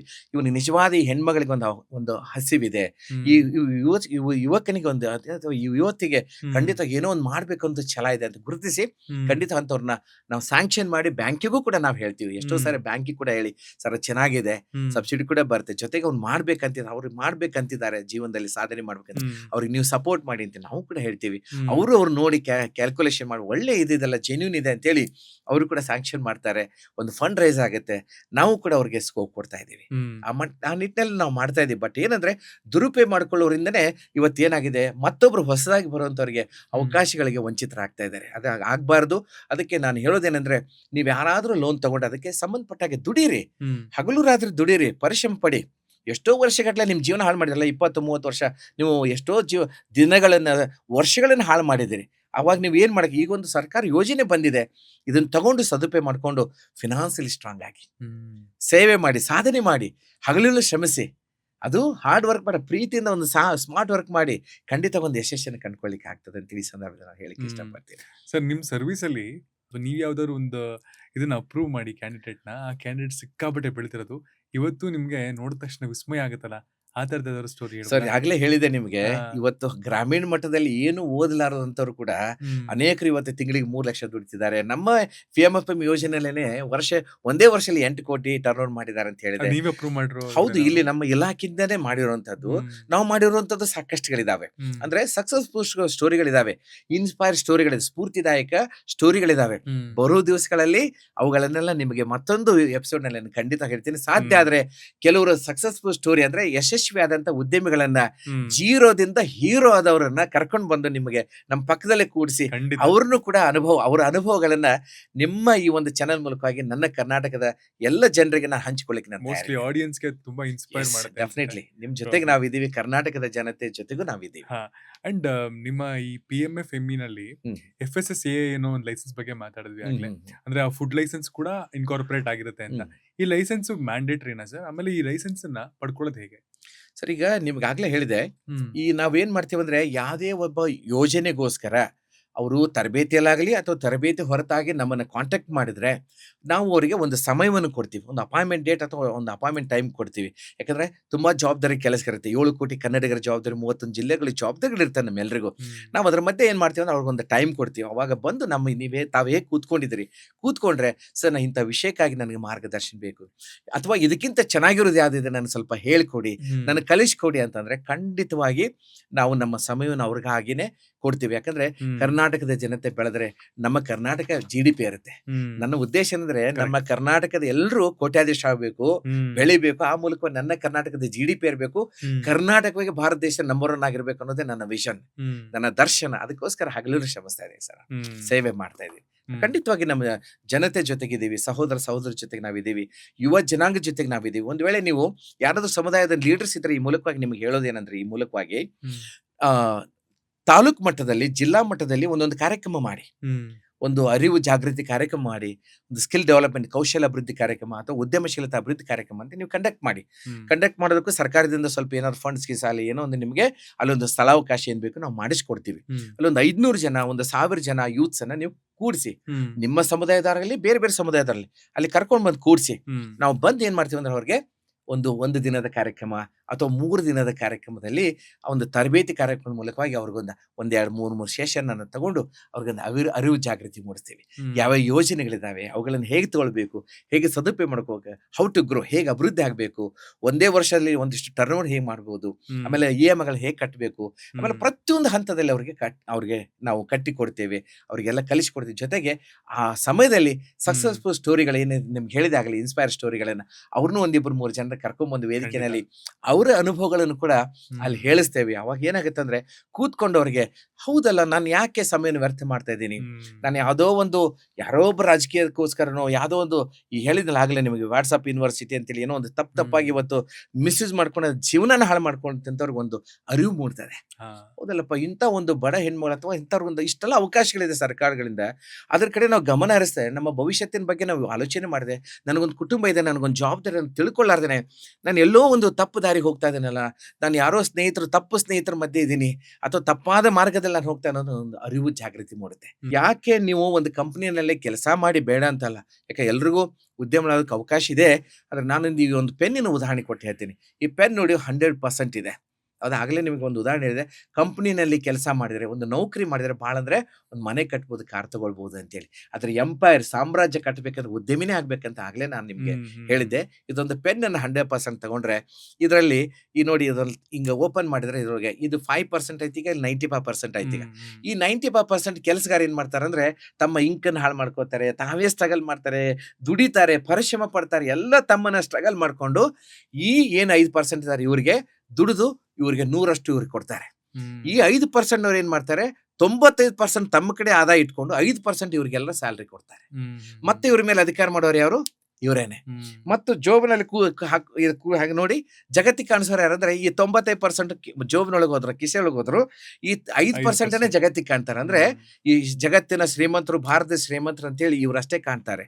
ಅದಕ್ಕೆ ನಾನು ಹೇಳೋದಂದ್ರೆ ಈ ಸ್ಟ್ರಗಲ್ ಮಾಡೋದಕ್ಕೆ ನಿಮ್ಗೆ ಬಹಳ ಕಷ್ಟ ಆಗುತ್ತೆ. ಈ ಸ್ಟ್ರಗಲ್ ಮಾಡೋ ಬದಲಾಗಿ ಇನ್ಮೇಲೆ ನೀವೇನ್ ಮಾಡಿ, ಸ್ವಂತ ಉದ್ಯಮಿಗಳಾಗಿ ನೀವೇ ಸ್ವಾವಲಂಬಿಗಳಾಗಿ ನಿಂತ್ಕೊಂಡ್ರೆ ನೀವು ಒಂದು 10 ಜನರಿಗೆ, 20 ಜನ, 100 ಜನರಿಗೆ ಕೆಲಸ ಕೊಡುವ ಧನಿಗಳಾಗಿ ಅಂತ. ನೀವಿನ ಮೇಲೆ ಕೆಲಸ ಮಾಡೋರಾಗಬಾರ್ದು, ಕೆಲಸ ಕೊಡೋರಾಗಿ, ಸ್ಯಾಲ್ರಿ ತಗೊಳ್ಳೋರಾಗ್ಬಿಡಿ, ಸ್ಯಾಲ್ರಿ ಕೊಡೋರಾಗಿ ಅಂತ. ಅದಕ್ಕೆ ಉದ್ಯಮಿ ಆದ್ರೆ ಮಾತ್ರ ಅದು ಸಾಧ್ಯತೆ ಇದೆ. ಅದಕ್ಕೆ ಇನ್ಮೇಲೆ ಈ ಪೆನ್ನಲ್ಲಿ ನೋಡಿ, ಹೀಗಾಗ್ಬೇಡಿ, ಹೀಗಾಗಿ ಅಂತ ಹೇಳ್ತೀನಿ. ಅಂದ್ರೆ ನೀವು ಸಾಧನೆ ಮಾಡಿ ದೊಡ್ಡದಾಗಿ ಬೆಳಿಬೇಕು, ಬೆಳೆಯೋದಕ್ಕೆ ಸಾಕಷ್ಟು ಅವಕಾಶಗಳಿದೆ ಅಂತೇಳಿ ನಾನು ಈ ಸಂಬಂಧ ಹೇಳಕ್ಕೆ ಬಯಸ್ತೇನೆ. ಅದ್ರ ಜೊತೆಗೆ ನಾವು ಮೌಢ್ಯತೆಯಿಂದ ಕೂಡ ಹೊರಗೆ ಬರಬೇಕಾಗಿದೆ. ಯಾಕಂದ್ರೆ ಮೌಢ್ಯತೆ ಅಂತ ಇಲ್ಲಿ ಬಹಳ ಇಂಪಾರ್ಟೆನ್ಸ್ ಇದೆ ಭಾರತ ದೇಶಕ್ಕೆ. ಯಾಕಂದ್ರೆ ಒಂದು ವೇಳೆ ನಾವು ಸರ್ವಜ್ಞನ ವಚನಗಳನ್ನ ನಾವು ಪರಿಪಾಲನೆ ಮಾಡಿದ್ರೆ ಇವತ್ತು ನಮ್ಮ ಭಾರತ ದೇಶ ಅಮೆರಿಕಕ್ಕಿಂತ 300 ವರ್ಷ ಮುಂದಿರ್ತಿತ್ತು. ಯಾಕಂದ್ರೆ ಹೇಳ್ತೀನಿ, ಇವತ್ತು ನೋಡಿ ಅಮೆರಿಕ ಒಂದು ಚಾಟ್ GPT ಅಂತ ಒಂದೇನೋ AI ಅನ್ನು ಕಂಡಿಡಿದ್ರು. ರಾತ್ರಿನೇ ಒಬ್ಬರು ಚೀನಾದ ಡೀಪ್ ಸೀಕ್ ಅನ್ನುವಂಥದ್ದನ್ನು ಕಂಡಿಡಿದ. ನೋಡಿ ಅದರ ಮೂಲಕವಾಗಿ ಎಷ್ಟೋ ಲಕ್ಷ ಕೋಟಿಗಟ್ಟಲೆ ಅವ್ರಿಗೆ ಈಗ ಆದಾಯ ಮಾಡ್ತಿದ್ದಾರೆ. ಆಮೇಲೆ ಚೀನಾದಂತ ಒಂದು ನಮ್ಮ ಪಕ್ಕದ ರಾಷ್ಟ್ರ ನೋಡಿ, ಅವರು ಈ ಉದ್ಯಮದಲ್ಲಿ ಸಾಕಷ್ಟು ಬೆಳೀತಿದ್ದಾರೆ. ನಿಜವಾಗಿ ಬಸವಣ್ಣವರ ವಚನವನ್ನು ಪರಿಪಾಲಿಸಿರೋ ಅವರಂತ ಹೇಳ್ತಾರೆ, ಕಾಯಕವೇ ಕೈಲಾಸ ಅಂತ.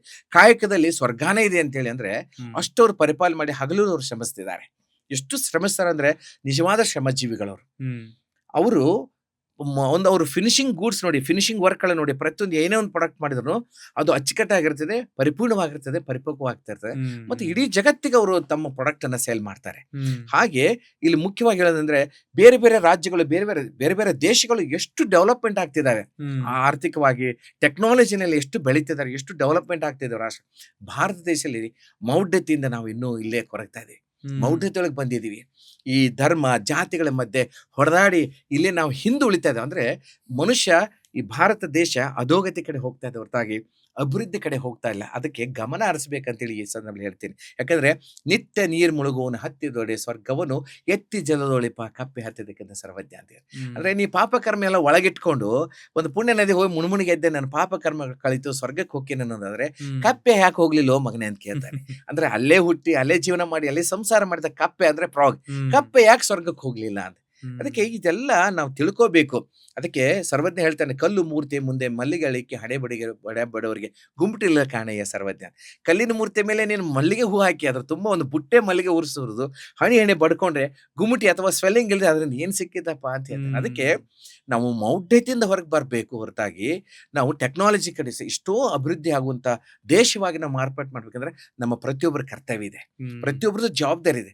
ಸಾಮಾಜಿಕ ಜವಾಬ್ದಾರಿ ಕಳಕಳಿ ಸೇವೆಯಲ್ಲಿ ನಾವು ತೊಡಗಿಸ್ಕೊಂಡ್ರೆ ಮಾತ್ರ ಅದು ಸಾಧ್ಯತೆ ಇದೆ ಅಂತ ಹೇಳ್ತೀನಿ. ಯಾಕಂದ್ರೆ ನಮ್ಮ ಆಟಿಟ್ಯೂಡ್ ಕೂಡ ಹಂಗಿರ್ಬೇಕು. ಈಗ ನೋಡಿ, ಪ್ರಾಣಿಗಳಿದಾವೆ, ಎಷ್ಟು ದೊಡ್ಡ ದೊಡ್ಡ ಪ್ರಾಣಿಗಳಿದಾವೆ. ಆದ್ರೆ ಸಿಂಹನ ಯಾಕೆ ಕಾಡಿನ ರಾಜ ಹೇಳಿ ನೋಡೋಣ.